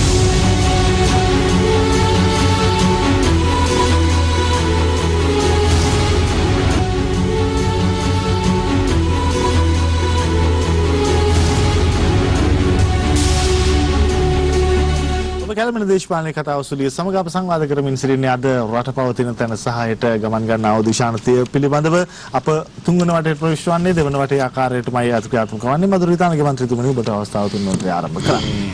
ඇත්තටම අද හොඳ කරුණු කාරණා කීපයක් මේ සංවාදය තුල එළියට ආවා. විශේෂයෙන්ම ප්‍රියාල් අර්බුදය දැන් පැහැදිලි. ඒක ගැන ආයිත් අපි පුනා ගෑස් පොලිමේ ඉන්නෝ ඩීසල් පොලිමේ ඉන්නෝ මිනිස්සු අඬනවා ලොකු පීඩනකින් අපි පිළිය අරගෙන තියෙන එක නියතියක්. දැන් අපේ විපක්ෂයේ විශේෂයෙන්ම අපේ සමගි ජන බලවේගයේ සහෝදරයා අපේ පුනා ඒකම කියනවා. නමුත් දැන් මම කියන්නේ දැන් මම ආපහු පෙන්නනවා මේක මේ දැන් අපි හිතමු කිසිම අනතුරක් නැතුව කිසිම ව්‍යසනයක් නැතුව කිසිම වසංගතයක් නැතුව කිසිම ගෝලීය අර්බුදයක් නැතුව 2015 දී 5% තීච්ච 2017 දී 7.4 තීච්ච ආර්ථික වර්ධනය 2.3ට වටන තරමට මෙහෙම මහා අපරාධයක් රටට කිරීමේ ප්‍රතිඵලවල කාරණා තමයි. මොකද අද රටේ ජනතාව කොයි වෙලාවත් කියන්නේ අනේ අපි දුක් විඳිනවා තමයි අපි ප්‍රශ්න වල ඉන්න තමයි. හැබැයි මේ රට මේ සජිත් ප්‍රේමදාස මහත්තයාට දෙනවා කියලා කොහේ හරි දැකලා තියෙනවද? ඕගොල්ලෝ මයික් අල්ලනවනේ. මයික් කරන ඔබට කියන්න පුළුවන් මොකද කියලා. ඔව් මේ අපි සජිත් වෙනකම් බලාගෙන ඉන්නේ කියලා නෑ. මිනිස්සු දන්නවා. මිනිස්සුන්ට මේ පීඩනය තුළ මිනිස්සු වසර දශක ගණනාවක් තිස්සේ මේ මහා පීඩනයකින් ඇවිල්ලා මිනිස්සුන්ට මේ රටේ මිනිස්සු කොච්චර අවුරුදු 30ක යුද්ධෙන් ප්‍රියාල් දුක් විඳපු જાතියක්. ඒ වගේම විවිධ සුනාමි වගේ ව්‍යසන ඇවිල්ලා ස්වභාවික ව්‍යසන ඇවිල්ලා විශාල පීඩනයක් එල්ල කරා. ඒ වගේම දැන් ඔය පහුගිය කාලේ පුරාවටම විවිධ පීඩාවන් ආර්ථික පීඩන දැන් අද මේ වෙනකොට තියෙන පීඩන ඉතින් මේ රටේ මිනිස්සු උරුමයක් විතර මේ දුක් විඳින මහා මේ අසරණ තත්ත්වයකට පත් වෙලා මේවා 99.99 වග කියන්න ඕන මොන දේ වුණත් මේ රට පාලනය කරපු පාලකෙ. මොකද දැන් 17 වසරක සාපේ කියලා අපි අරගෙන 94 ඉඳන් 2004 වෙනකන් අපිට එහෙම සැලකී මේ සෑයීමට පත් වෙන්න පුළුවන් තත්ත්වයක් නැහැ. දැන් උදාහරණයක් විදිහට මම ඒක පෙන්නන්න 2006 ඉඳන් 94 ඉඳන් 2004 වෙනකන් ගත්තාම 2000 ඉඳන් බලන්න 2004 වෙනකොට ණය දලදේශ නිෂ්පාදන ප්‍රතිශතයක් ලෙස ඉලක්කම් 3ක් ඉතින් මේක තමයි 2012 අඩු කරගත්තේ. ඉතින් මේ වගේ කෙරුවාවන් වල ප්‍රතිඵල අපි කතා කරන වගේම මේකට මොකද්ද විසඳුම? දැන් උදාහරණයක් විදිහට මේ රටට ආයෝජකෙක් වෙන්න බෑ උද්ඝෝෂණ කරන්න පටන් ගන්නවා. ඒක අද නිකන් ලොකු උද්ඝෝෂණ ට්‍රෙන්ඩ් එකක්. ඒ කියන්නේ දැන් මේක ඔන්න දැන් එක රටක් මොකක් හරි විදුලි මේ LNG එකට ආයෝජනය කරනකොට ඒක බලාගෙන ඉන්න අනිත් රට ටෙන්ඩර් එක අහිමි වුණා නම් මෙහි ඉන්න කණ්ඩායම් දේශපාලන ව්‍යාපාර ටික අල්ල ගන්නවා, වෘත්තීය සමිති ටික අල්ල ගන්නවා, සල්ලි දෙන නඩු දාන්න. මේ ওই වෘත්තීය සමිති වල පුළුවන් ද ජනාධිපති නීතිඥවරු අල්ලගෙන මේ උසාවි නඩු දාන්න. දැන් මම වගේම කියන්නේ. එතකොට මේකත් ලොකු සෙල්ලමක් විදියට නිකන් සූදු කෙලියක් බවට පත් වෙලා දින. මේවයි අපි එකතු වෙලා නවත්තන්න ඕන. අද අපි මේ බල ශක්තිය විසඳගත්තා නම් LNG බලාගාර දැන්ට අවුරුදු 10කට කලින් ගහගත්තා නම් ඒ වගේම නිකන් හැමෙන සූර්ය බලාගාර අඩුම ගානේ මෙගාවොට් 1000ක් හදාගෙන තිබුණා නම් අද මේ ප්‍රශ්නයක් තියෙනවද? ඉතින් මේවට වග කියනවා මේ අහිංසක මිනිස්සුන්ට මේ රටේ. මේ රට පාලනය දැන් මහින්ද රාජපක්ෂ ජනාධිපතිතුමා මේ 2007 දී සුනිත් බල අධිකාරිය මේ පිහිටවල පුනර්ජනනීය විදුලිය සම්බන්ධයෙන් ආරම්භ කරා. ආරම්භ කළා 2014 කට අපිට ලොකු සැලැස්මක් එක්ක අනුමත කරලා මේ ලොකු විදුලි මාෆියාවට අභියෝග කළ උඩුගම්බලා යන වගේ ලොකු වැඩ පිළිවෙලකට ගෙනිලා අපේ බලාපොරොත්තුවක් තිබුණා මෙගාවොට් 1100ක් විතර හදන්න. ඒක දැන් CB එකේ 2016 දී මට මතකයි ලොකු ප්‍රශ්නයක් අනුර විජේපාල හිටිය මම හිතන්නේ මේ CB චෙයාමන් ඒගොල්ලෝ පුරෝකථනය කරා 2022 දී විදුලි අර්බුදයේ නියතයක් කියලා. ඒ කියන්නේ විශේෂයෙන්ම දැන් මේ ගෝලීය මේ උෂ්ණත්වය, ඒ වගේම දේශගුණික විපර්යාස, ඒ වගේම මේ පොසිල් ඉන්ධන වල තියෙන ඉල්ලුමත් එක්ක තියෙන ඒ සැපීමේ ප්‍රශ්න, ඒවත පරිසර පද්ධතිය විනාශයන් එක්ක මේ ප්‍රශ්නේ පුරෝකථනය කරා. ඒතකොට ඒක නිසා තමයි අපි පුනර්ජනනීය විදුලියට ඒ බලපත්‍ර දුන්නේ. ඔය දැන් තඹපන්නි පවණි කියන විදුලි බලාගාර මෙගාවොට් 100 හැදුවේ 2013 තමයි ක්ලියරන්ස් එක දුන්නේ. හැබැයි අපිට අදටත් තියෙන අපි මේ දේශපාලඥයන්ට අභියෝග කරනවා ඒගොල්ලන්ගේ වැරදි දූෂිත තත්ත්වය කියනවා වගේම මේ රටේ නිලධාරි ප්‍රාන්තියකුත් තියෙනවා. දැන් මම මේ නිකන් පොඩි උදාහරණ පෙන්නන්න ඔබට මේ කොළඹ ප්‍රදේශයේ මේ ලංගම මේ බස් රථ මේ ඩිපෝ එකක්. හරිද? මේ වටිනා ඉඩකඩම් වල අදටත් මෙහෙමයි තියෙන්නේ. දැන් මම 2021 අප්‍රේල් මාසේ ගත්ත ඡායාරූප. ඒ වගේම මේ ඇවිල්ලා මම බොහොම මෑතකදී ගත්තේ රජයේ ප්‍රධාන පෙළේ රාජ්‍ය ආයතනක මේ ඉතා වටිනා වාහන. මේ වාහනේ නවත්තලා තියෙන බැටරිය සවුත් වෙලා කියලා. ඉතින් මම මේ කියන්නේ දේශපාලඥයෝ වගේම රාජ්‍ය යාන්ත්‍රණයේ විශාල මේ ගැටලු ප්‍රශ්න තියෙනවා. ඉතින් ඒවට අපි විසඳුම් මොකද අපි මේ කතා කර ඉඳලා වැඩක් නැහැ. දැන් මම මේ තව එකක් පෙන්නන්න මේ දුම්රිය මරදාන දුම්රිය අංගන ට්‍රිපොලි එක ළඟ තියෙන මේ දුම්රිය අංගනේ මේ ගැසොලින් ගෙනියන මේ ටැංකි.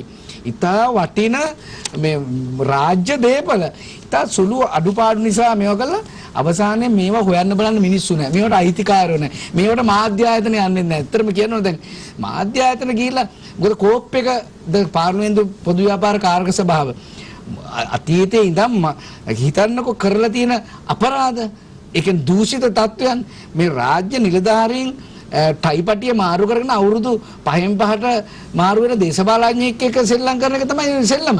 හැබැයි මේ විශ්‍රාම යනකම් ඔවුන් කරන මේ අපරාධ ගැන අපි කතා කරන්න මොකද අපි පක්ෂ ભેදකින් තොර මේ රටේ මේ ඩොලර් ප්‍රශ්නය වගේම අපිට මේ ඩොලර් විනාශ වෙන්නේ කොහොමද කියන එක. ඒ කියන්නේ දැන් ඉතාමත් පොඩි වියදමකින් කරන්න ගන්න පුළුවන් දේවල් වලත් අද අපි කරන්නේ නැහැ. ඒ වගේම රාජ්‍ය ආයතනවල අපිට නොපෙනෙන විශාල මේ සම්පත් නාස්තියක් වෙනවා. මුදල් නාස්තියක් වෙනවා. හැබැයි ඒව ගැන මොකද මම ඒව දැනගත්ත මේ අවුරුදු දෙකමාර තුල පාර්ලිමේන්තු මන්ත්‍රීවරයෙක් විදිහට මම ඒ පොදු ව්‍යාපාර කාර්ය සභාවේ සමාජිකයෙක් විදිහට එළිදර වෙච්ච කාරණා අනුව මොනතරම් අපරාධය මේ රටේ වෙනවද කියන එක අපි සාකච්ඡා කරනවා. අපි රටත් එක්ක කතා කරන්න ඕන. මොකද අපි මේ මිනිස්සුන්ට කියන්න ඕන විදුලි බල මණ්ඩලයේ ඉන්න මේ ඉංජිනේරුවරයෙක් කොහොමද කොළඹ හතේ ගයක් හදලා තියෙන්නේ කොහොමද ඔහුගේ දරුවෝ මම මේ ඉරිෂාවට කියන කතාව නෙමෙයි. මොකද මම මේ හැම රාජ්‍ය නිලධාරියටම කියන කතාවක් නෙමෙයි. ඉතින් මොකද හැම පාර්ලිමේන්තුවේ 225ම හොරු නෙමෙයිනේ. මොකද හෘද සාක්ෂිය අනුව අවංගෝම මේ රට වෙනුවෙන් රටට ආදරය කරන මිනිසුන්ට ආදරය කරන ඔය 225 විශාල බහුතරයක් ඉන්නවා. ඒකම රාජ්‍ය සේවයේ විශාල බහුතරයක් ඉන්නවා මේ රට වෙනුවෙන් වැඩ කරන ඇත්තටම තමන් ගන්න වැටුපට වඩා 100 ගුණයක් 10 ගුණයක් වැඩ කරන මිනිස්සු. හැබැයි ඒ අතර හොරු කීප දෙනෙක් කරන වැරද්ද මේකට කතා කරන්න මොකද ඒවත් මේ අද මේ අර්බුද වලට ප්‍රතිඵල විදිහට ගන්න පුළුවන් අපිට. සුති ඔබතුමන්ට ඔබේ අවධානය යොමු යුතු අපේ අවධානය යොමු යුතු කාරණාවක් එතුමන් මතු කරන්නේ විශේෂයෙන් අපේ පාර්ලිමේන්තු සභාවකින් 225ට චෝදනා කරමින් ඉන්නවා ඔවුන්ට ඇතැම් අවස්ථාවල සාප කරනවා නමුත් එතනින් එහාට ගිය රාජ්‍ය නිලධාරීන් මේ රටට කරන හානිය ඇතැම් නිලධාරීන් අපි අවධානයෙන් බලා සිටියාද තවත් හොඳ ප්‍රශ්න කිරීමක් අපේ ඉදිරියට තවදුරටත් ඒ පිළිබඳව කතා කරන්නට අවස්ථාව ලැබෙවි. කමිල් ජයවර්ධන මන්ත්‍රීතුමනි ඔබතුමන්ගේ අවස්ථාව තුන්වනට වෙනුවෙන් ඔව් ප්‍රියාල් ඇත්තටම මම මේ දිගින් දිගටම ඇයි මේ පෝලිං ගැන කතා කරන්නේ මම මේ පෝලිං ගැන කතා කරන්නේ ප්‍රියාල් මට මේ පෝලිං දැනෙනවා මට මේ පෝලිං වල ඉන්න ජනතාව මගේ ඇස්වලට ගැටෙනවා ඒ වගේම මගේ හදවතට දැනෙනවා උදේ හවස අපි ගමන් කරනකොට අපිට දුරකථනයට කෝල් එනවා ඒ එන හැම අවස්ථාවකදීම බොහෝ දෙනාගේ අවධානය යොමු කරන්නේ මේ රටේ මේ ආර්ථික අර්බුදය මේ රටේ මේ ආර්ථික අර්බුදයත් එක්ක ප්‍රියාල් මේ රටේ ජනතාව අද අන්ත අසරණ දුගී දුප්පත් බවට පෙළලා තියෙනවා මීට සතියකට උඩදී මම ජාතික පුවත්පතක දැක්කා පුළුවන් ගරු මන්ත්‍රීතුමනි මේ දැන් ඉතා පැහැදිලි ඔබතුමා කතා අවස්ථා තුනේදීම මේ අර්බුදයේ පෝලින් තියෙනවා දුක් විඳිනවා කෝල් එනවා මිනිස්සු බයිනවා කියලා කතා කරන නමුත් විසඳුම් විදියට දැන් ජනතා මිත්‍රුණි යම්කිසි විසඳුම් මාලාවක් ඉදිරිපත් කරා වුන්ගේ දැන් අපි සමගි ජන බලවේගයේ විසඳුම් හරි දැන් මේ අර්බුදයේ ප්‍රශ්න පැහැදිලි. එතකොට ප්‍රියාල් දැන් මෙතන ප්‍රශ්නය හඳුනා ගන්න නැතුව විසඳුම් දෙන්න බෑනේ. මේ වර්තමාන ආණ්ඩුව ප්‍රශ්නේ හඳුනගෙන නැහැ. ප්‍රශ්නේ හඳුනගෙන ඉවරයි. මහා බැංකුව අධිපතිතුමා කියනවා ඩොලර් තියනවා කියලා. ඩොලර් එතකොට මෙතුමා කියනවා ඩොලර් නැහැ කියලා. එතකොට අපි කවුරු කියන දේ දහන්න ඕනේ. දැන් මෙතුමලා දෙන්න උගතුන්. මෙතුමලා දෙන්න බුද්ධිමතුන්. එතකොට මෙතුමලා දෙන්න ඇත්තටම මේ ආණ්ඩුව මේ නාන නෑමට මේ දෙන්න නාන්න ඕනේ නැහැ. හැබැයි ඒගොල්ලෝ නාගන අහගෙන ගාගෙන ඉන්න ආණ්ඩුව හොදන්න මෙතුමාලා දෙන්නට ඉඳලා තියෙනවා. හැබැයි කනගාටුවට කාරණේ තමයි ආණ්ඩුව දිගින් දිගටම නානවා. ඒ නාන එක නතර කරන්න විදියක් නැහැ. මොකද මේ ආණ්ඩුව පත් කරලා තියන්නේ අය සිස්ටම් චේන්ජ් කරන්න න්යාවේ. දැන් සිස්ටම් එක නියමට චේන්ජ් වෙලා තියෙනවා. දරුවෙකුට කිරිපිටි ටිකක් ගන්න. හරි පැහැදිලි දැන් අපි විසඳුම අපි විසඳුම දෙන්නම්. පොඩ්ඩක් ඉන්න. හරිද? පොඩ්ඩක් මට අවස්ථාව දෙන්න. කිරිපිටි නෑ. ඒතකොට කිරිපිටි නෑ. දරුවෙකුට අම්මා බඩගින්නේ අඬන දරුවට කිරිපිටි ටිකක් දෙන්න බැරි ආණ්ඩුවක්. හරිද? තෙතමන යන්නේ ති ආණ්ඩුව. ඒතකොට පාන් පිටි නෑ. හරිද? අද පාන් ගෙඩියක් රුපියල් 130යි. හරි? එතකොට සිමෙන්ති ටිකක් නෑ ගන්න. අද සිමෙන්ති මිල ඉහළ ගිහිල්ලා දැන් මේගොල්ලෝ සිමෙන්ති කර්මාන්ත ශාලා දානවා හැබැයි අනිත් පැත්තට සිමෙන්ති මිල වැඩි කරනවා. හරි විදුලිය නැහැ. ඒත් එකම තෙල් නැහැ. ගෑස් නැහැ. මේ රට අර්බුදයක තියෙන්නේ. එතකොට අපි බලාගාරයක් හැදුවද? අපි මෙහෙමයි අපෙන් නෑ පොඩ්ඩක් අහන්නකෝ. ඒ අවුරුදු පහේ. හරි තප්පරයක් දෙන්න. ඔබතුමා මේ මට බාධා කරන්න එපා. මොකද මම මේ රටේ ජනතාවගේ ඇත්ත ප්‍රශ්න ගැන කතා කරන්නේ. මේක සමච්චලයට ලක් කරනවා. මේක hina වෙන්නවත් නෙමෙයි. මේක මම ආරාධනා කරනවා ඔබතුමාට මාත් එක්ක යමු තෙල් පොලිමකට. අපි දෙන්න යන්. අපි බලමු ජනතාවගේ මේ කොහොමද මේ සමච්චලයට ලක් වෙයිද නැද්ද කියලා. ජනතාව මල් මාල දාලා ආදරෙන් පිළිගනීද කියලා. ඉතින් ඒක නිසා මේ ගැන මේක විහිළුවකට ගන්න එපා. මේ රටේ විදේශ සංචිත අඩු වෙලා තියෙනවා. මට කාලය දෙන්න මොකද මට දිගින් දිගටම බාධා වුණා. එතකොට විදේශ සංචිත අඩු වෙලා තියෙනවා. ඒ වගේම විදේශ සංචිත අඩුවීම මේ රටේ වුණාට ලෝකයේ සහ මේ ආසියානු කරේ රටවල් වල විදේශ සංචිත අඩු වෙලා තියෙනවා. බංගලදේශයේ 141කින් වැඩි වෙලා තියෙනවා. ඉන්දියාවේ 39කින් වැඩි වෙලා තියෙනවා. භූටානයේ 35කින් වැඩි වෙලා තියෙනවා. ඒ වගේම පාකිස්තානයේ 33කින් වැඩි වෙලා තියෙනවා. ශ්‍රී ලංකාව 179කින් අඩු වෙලා තියෙනවා. ඒකට හේතුව ප්‍රියාල් මේ රටේ අදක්ෂතාවය, මේ රජයේ අදක්ෂතාවය, මේ රජයේ නොහැකියාව, මේ රජයේ දූෂණය, වංචාව, මේ රටේ පෞල් පාලනය කියන එක අපි පැහැදිලිව කියනවා. අපෙන් අහනවා අපි කොහොමද මේක කරන්න කියලා. අපි පැහැදිලිව කියන අපි පෞල් පාලනයට ඉඩ දෙන්නේ නැහැ. අපි හොරකමට වංචාවට ඉඩ දෙන්නේ නැහැ. අපි පැහැදිලිව මේ රටේ නිලධාරීන්ට බැන අපි තීන්දුව తీරන ගැනීමේදී මේ වැරදි තීන්දුව තීරණ ගන්නෙ නෑ. අපි හරි තීන්දුව තීරණ ගන්නවා. මේ රටේ බත බුලතින් සපයන්න අවශ්‍ය කරන පොහොර ටික ගොවියට දෙනවා. ගොවියට දීලා මේ රටේ ඉස්සෙල්ලාම මේ රටේ දුක් විඳින බඩගින්න ඉන්න මිනිහාගේ බඩගින්න නිවනවා අපි. ඒ වගේම මේ රටේ ණය ප්‍රතිව්‍යුහගත කිරීමට අවශ්‍ය කරන වැඩසටහන කරනවා. අපි ලෝක බැංකුවටත් ඒ වගේම ජාත්‍යන්තර මූල්‍ය අරමුදලටත් ගිහිලා කතා කළා. මේ රටේ ණය ශ්‍රේණිගත කිරීම වලින් ඉහළට අරගෙන මේ රටට අවශ්‍ය කරන ආයෝජන ටික ගේනවා. ආයෝජන ගේනවා විතරක් නෙමෙයි මේ රටේ නිෂ්පාදන ආර්ථිකයක් අපි ගොඩනගනවා. ඒකට අවශ්‍ය කරන දැනුම, බුද්ධිය, උගත්කම තියෙන අයට අපි තැන දෙනවා. මෙතුමලා වගේ മന്ത്രിවරු අපේ ආණ්ඩුව තුල හිටියනම් අපි ඇමතිකම් දෙනවා. එහෙම නැතුව මේ කොහෙවත් ඉන්න ඇමතිකමක් කරන්න බැරි, ඇමතිකමක් කරොත් ඒකෙන් දූෂණය, වංචාවට මුල් තැන දීලා තමන්ගේ පවුල් වලට බඩගෝස්තරවාදී දේශපාලනය කරන අයට අපි සමගි ජන බලවේග රජයක් තුල ඉඩ දෙන්නේ නැහැ කියන අපි පැහැදිලිව කියනවා. ඒක තමයි අපේ දැක්ම කියන එක ඔබතුමාට කියනවා. ඔබතුමාලා දෙන්නට ඔතන නෙමෙයි ඔබතුමාලා ඉන්න ඕනේ. ඔබතුමාලා ඉන්න ඕනේ මේ ආණ්ඩුවේ බර අදින තැන. හැබැයි අද ඔබතුමාලාට පත් වෙලා තියෙනවා බර අදිනවට වඩා කුණු හොදන්න. ඒකයි ඇත්ත කතාව. මේ ආණ්ඩුවේ බර අදින අය ඉන්නේ ස්වල්ප දෙනයි. ඒ අය මේ ආණ්ඩුවේ මේ රටේ අහිංසක මිනිස්සුන්ගේ ඇට මස් ලේ නහර වල තියෙන ඒ හැම සෛලයක්ම උරාබොන මහා මේ ද්‍රාක්ෂයන් බවට පත් වෙලා තියෙනවා. ඒකයි මේ රට අද දුගී දුප්පත් අසරණ රාජ්‍ය බවට පත් වෙලා තියෙන්නේ. ස්තුතියි ඔබතුමන්ට. උපුල්ගල පත්‍රයේ මන්ත්‍රීතුමනි ඔබතුමන්ගේ අවස්ථාව. ඔව් රියාල් මම හිතන්නේ අපේ කවින්ද ජයවර්ධන අපේ මගේ සහෝදරයා අද එතුමාගේ අර මේ රටේ දැන් තියෙන ආර්ථික අර්බුදය, ආර්ථික තත්ත්වය කාටවත්ම අලුතෙන් කියන්න දෙයක් නැහැ. ඒක අපි ආණ්ඩුවක් විදිහට දන්නවා, පාර්ලිමේන්තු මන්ත්‍රීවරු දන්නවා. අද ජනාධිපතිතුමාගේ ජාතිය ඇමතීමේ ඒ කතාවේදීත් ඒක එතුමා පැහැදිලිව කිව්වා. අපි ආර්ථික අර්බුදය ඇයි මෙතෙන්ට තත්ත්වයටපත් උනේ ඇයි කියන එක තමයි අපි හොයලා දැනට ඒක විසඳුම් හදාගෙන යන්නේ. හේතුව තමයි මේ රටේ දේශීය ආර්ථිකයක් නැතිකම. දේශීය ආර්ථික ගොඩනගන වැඩපිළිවෙලක් ණයට කන, ණයට ඇඳලා ඉන්න, ණයට තෙල් ටික ගහගන්න ජාතිය බවට පත් වුණා. මේක පහුගිය ආණ්ඩු සෑම එකක්ම අඩු වැඩි වශයෙන් මම කියන්න ඕනේ.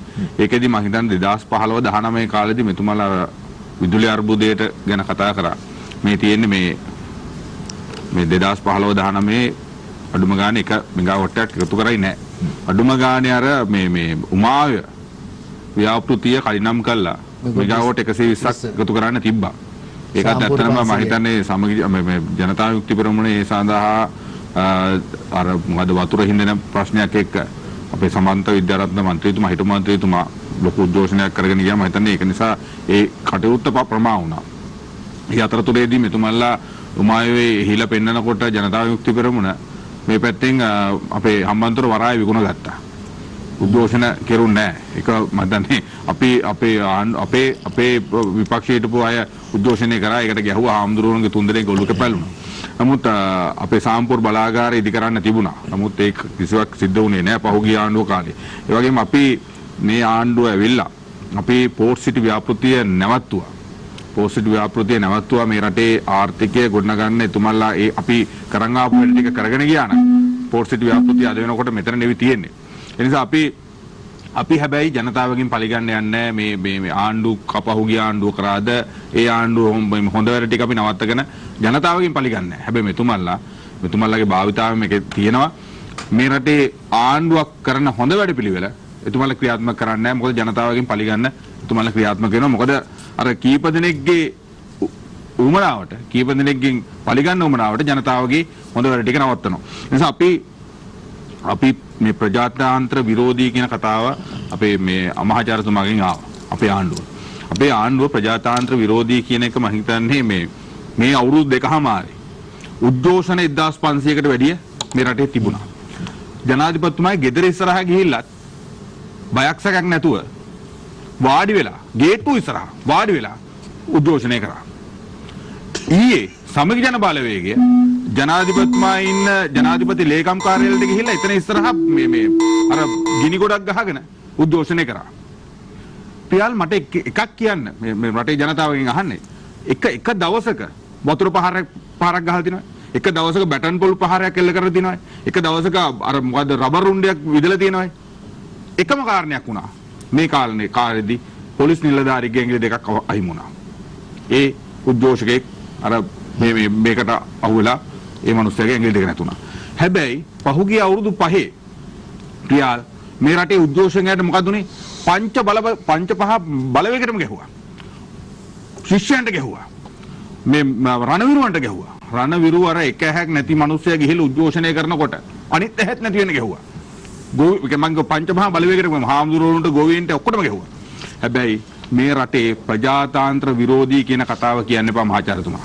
ප්‍රජාතාන්ත්‍ර විරෝධී කියන්න එපා. මේ රටේ ප්‍රජාතාන්ත්‍රවාදය ඕනටත් වැඩි දිනවා. අපේ ප්‍රශ්නට අවස්ථාව මේ කරුණ ඔබ ඉදිරිපත් කිරීම වැරදි ආකාරයකට කළේ මම අතු කළේ දැන් ප්‍රජාතන්ත්‍රවාදය කියන එක අපිට අර්ථ දක්වන්න පුළුවන් විවිධ විදියට මම හෙල්ප් කරන්නේ මේ සිද්ධි වලින්ට වඩා මම කීවේ රාන්දුවේ දූෂිත දේශපාලනයක් සහ ඒක ඇස්සේ ප්‍රජාතන්ත්‍රය කියන එක විරෝධය විවිධ විදියට කඩන්න පුළුවන්. ප්‍රධාන වශයෙන් මේ අර්ථ ක්‍රමයේ ඇතුලේ තමයි මේ ප්‍රජාතන්ත්‍ර විරෝධීභාවය තියෙන්නේ. ඒක ඇතුලේ ඒ සම අයිතියේ හැකියාව නැහැ. ඒක තමයි මම කිව්වේ. ඉතින් ඒක අනුව දේශපාලන වලින් ප්‍රජාතන්ත්‍ර විරෝධී තත්ත්වයන් නිර්මාණය වෙනවා. ඒක ඔය එක කාරණයකින් දෙකකින් කියන්න බෑ. ඒක කාරණයක් නෙවෙයි මේ මහාචාර්යතුමා මේ දක්වා මේ උද්ඝෝෂණ 2500ක් විතර තිබුණා. එක උද්ඝෝෂණයකට මම කිසිම මානියක් කරේ නැතුව මේ රට යනවා. ප්‍රජාතාන්ත්‍රවාදය ඕනටත් වැඩි මානවිකව උපරිමයටම ආරක්ෂා කරන ආණ්ඩුවක් බව භාවිතාවෙන් ඔප්පු කළා තිනවා අපි. එතකොට අපි ප්‍රියාල් අද වෙනකොට අපි කරන්න ඕනේ වැඩේ තමයි රටේ සිලෝන් ටී කියලා නාමයක් තියෙනවා. හැබැයි අපි මල ගෙදරක මවුල් ගෙදරක දාන ගෙදරක ගිහිල්ලා බලන්නකො මොනවද බොන්න තියෙන්නේ කියලා. නෙස්කැෆේ. එහෙමනේ. එක අපි ටී ප්ලේන් ටියක් ඉල්ලගෙන තමයි බොන්න ඕනේ. නෙස්කැෆේ එක තමයි උස්සන් ඉන්නේ. අපේ රටේ මෙච්චර තේ තියෙද්දි පිටරටට යවන තරම් තේ තියෙද්දි ඒ වයින් විශාල ආදායමක් ලබා ගත්තේ අපේ රටේ දුවන්නේ නෙස්කැෆේ. ඉතින් ඔය වගේ තත්ත්වයක් තමයි ප්‍රියාල් තියෙන්නේ. අපේ රටේ අර කිරිපිටි ටික පොවන්න මේ 70 80 ගණන් වල නිලියෝ දාගෙන අපිට අර කිරි බෝතලේ බොන එක නවත්තලා කිරිපිටි ටික අර කටුපෝල් තෙලුයි ඌරු තෙලුයි තියෙන එක පොවන්න කොච්චර වෙහෙසක් ගත්තද? හැබැයි වෙහෙස අද ඔවුන්ට යථාර්ථයක් බවට පත් වෙලා තියෙනවා. අපි වෛද්‍යවරු විදිහට අපේ එළියට ඇවිල්ලා මේ රටේ ඕක විනාශ කරන්න මතේ විනාශ කරන්න හැදුවා. අද හැබැයි ටිකක් ඒ තත්ත්වෙ පත් වෙලා තියෙන දියර කිරි භාවිතාව වැඩි වෙලා තිනවා. ඒ වගේම තමයි අපි එදා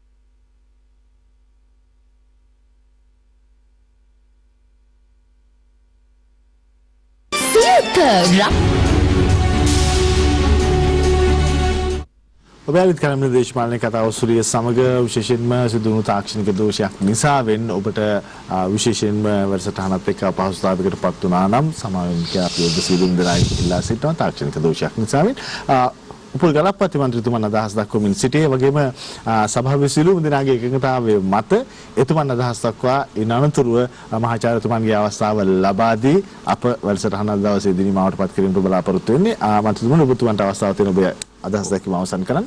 ඔප්‍රියාල් මම කතා කරගෙන ආවේ දේශීය ආර්ථිකයක් ගොඩනගන වැඩපිළිවෙලට අපි ඉතා ඉක්මනින්ම අවතීර්ණ වෙලා තියෙනවා. සහ අවතීර්ණ අපි මීට වැඩි ඉක්මනින් අපි අවතීර්ණ වෙන්න ඕනේ. ඒ සඳහා තමයි අධික ජනපදවල 2022 සඳහා අපේ කර්මාන්තපුර ආයෝජන කලාප 14ක් තියෙන එක අපි තව 11කින් වැඩි කරලා 25ක් දක්වා වැඩි කරන්න තීරණය කළා තියෙන්නේ. ඒ සඳහා කර්මාන්තපුර 11 ඉතා ඉක්මනින්ම මේ අවුරුද්ද ඇතුළත රුපියල් බිලියන 5ක් වෙන් කළා. ඒක ඇති වෙනවා.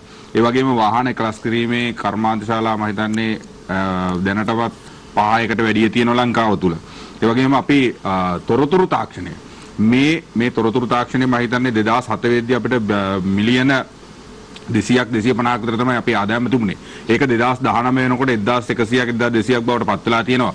අපේ රජය යටතේ මේ තොරතුරු තාක්ෂණය සඳහා තොරතුරු තාක්ෂණ උද්‍යාන 5ක් ඇති කිරීමේ වැඩපිළිවෙලත් එක්ක අපේ බලාපොරොත්තුව මේ රටේ තරුණයන්ගේ මේ පරිගණක සාක්ෂරතාවය අද වෙනකොට 75% විතර තියෙනවා. මේකෙන් අපි විශාල ආර්ථික ලාභයක් ගන්න මේ හරහා 2022 වසර තුල බිලියන 5ක පමණ ඩොලර් බිලියන 5ක විතර ආදායමක් ලබා ගන්න වැඩපිළිවෙලකට අපි අවතීර්ණ වෙලා තිනවා.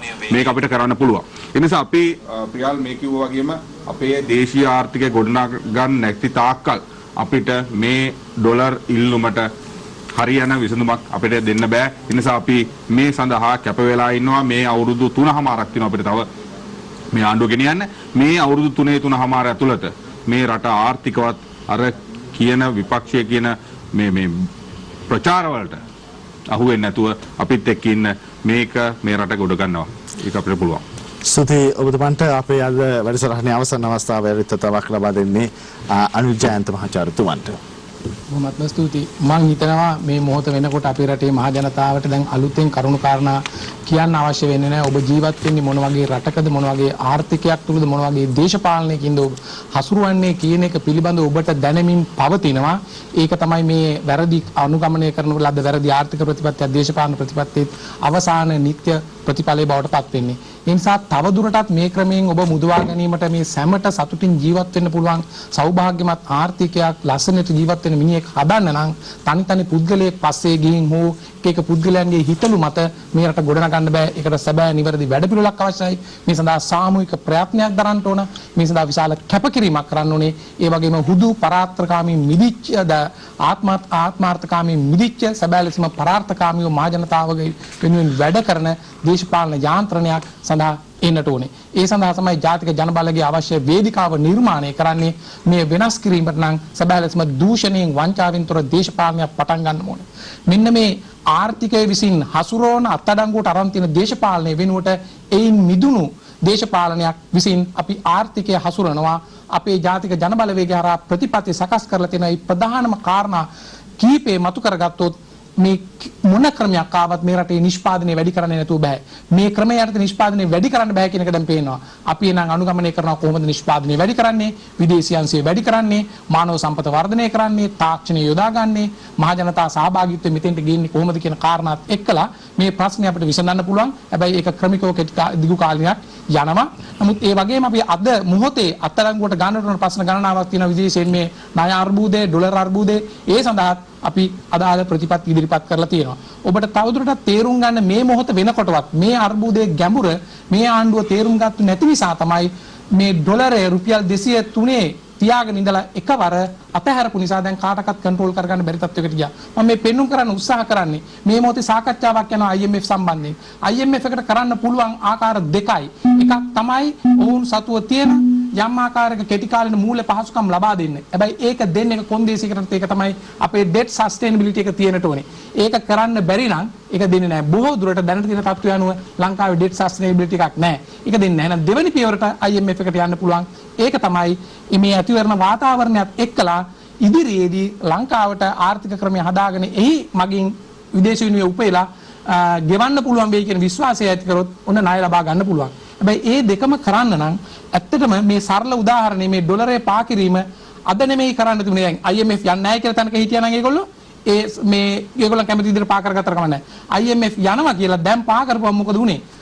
නවත්තන්න බැරුව උඩට ගියේ එකයි. මොකද ඒ විශ්වාසය වෙන්නේ නැහැ. හැබැයි IMF ගිහිල්ලා අදාළ කතන්දරය කරනවත් එක්ක ගියා නම් මේ විදිහට කඩාගෙන යන්නේ. ඒතකොට ඩොලරේ උඩට ගියාම වෙන දේ අපි දන්නවා මොන විදිහටද ඒක උද්දමනයට බලපාන්නේ. අවසාන විග්‍රහයේදී මෙන්න මේ සියල්ල එකට එකතු වුණාම මහ ජනතාවට ඔබට පෙනෙන්නේ ඔබගේ බඩු මිල වැඩිවීමත්, ඔබගේ යම් ආකාරයක වරප්‍රසාද තියෙන ඒවා හිමීමත්, බදු වැඩිවීමත්, එන්න පීඩනයට ලක්වීමත්. එහෙනම් මෙන්න මෙතනින් ගොඩ යන්න අපි තවදුරටත් පක්ෂපාත ભેදයකින් තොරව අපි සියල්ලම එකට එකතු වෙමු. මින් ඉදිරියට මේ රණ්ඩුවට යන්නට ඕනේ නැහැ. මේ රට ගොඩ ගන්න නම් අපි සියල්ල එකට එකතු වී එක පාලනයක් කරමු.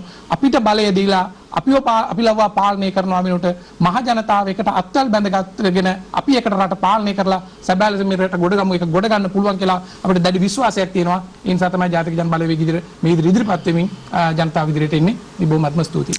ස්තුතියි. අපිට ඊටමත් හොඳ තැනකින් අද දවසේදී සංවාදය නිමා කරන්නට හැකියාව ලැබෙනවා. අපි විශ්වාස කරනවා සියල්ලන්ම එක්වි අවසානයේ මේ අප සියල්ලන්ගේම රට කියන සිතුවිල්ලෙන් තමයි අපිට ඉදිරියට යන්න සිද්ධ වෙන්නේ. අප සියල්ලන්ගේම රට වෙනුවෙන් අප අනාගතයක් නිර්මාණය කරගත යුතු වෙනවා. අද දවසේදී වැඩසටහන සඳහා එකුණු කොළඹ දිස්ත්‍රික් පාර්ලිමේන්තු මන්ත්‍රී නීතිඥ මధుර විතානගේ මන්ත්‍රීතුමන්ට ඒ වගේම සමගි ජන බලවේග නියෝජනය කරමින් එකුණු ගම්පහ දිස්ත්‍රික් පාර්ලිමේන්තු මන්ත්‍රී වෛද්‍ය කාවින්ද ජයවර්ධන මන්ත්‍රීතුමන්ට ඒ වගේම ශ්‍රී ලංකා පොදු ජන පෙරමුණේ හම්බන්තොට දිස්ත්‍රික් පාර්ලිමේන්තු මන්ත්‍රී වෛද්‍ය උපුල් ගලප්පති මන්ත්‍රීතුමන්ට ඒ වගේම ජාතික ජන බලවේගය නියෝජනය කර එහි ජාතික සභික මහාචාර්ය අනුජයන්ත මහත්මයාණන්ට බෙහෙවින්ම ස්තුතිවන්ත වෙනවා අද දවසේදී වැඩසටහන සමග එක්වීම පිළිබඳව. ඒ වගේම ඔබතුමාලා කිසියම් ආකාරයක අපහසුතාවයකට පත් වුණා නම් අප සමාවයේදී සිටින ඔබ සියලුම දෙනාගෙන් ඒ වගේම ඔබ අපහසුතාවයකට පත් වුණා නම් සමාව වෙන්න. අපි ලබන සතියේත් මුණ ගැහෙනවා. කැලණි දේශපාලනේ කතාව සුදිය සමග.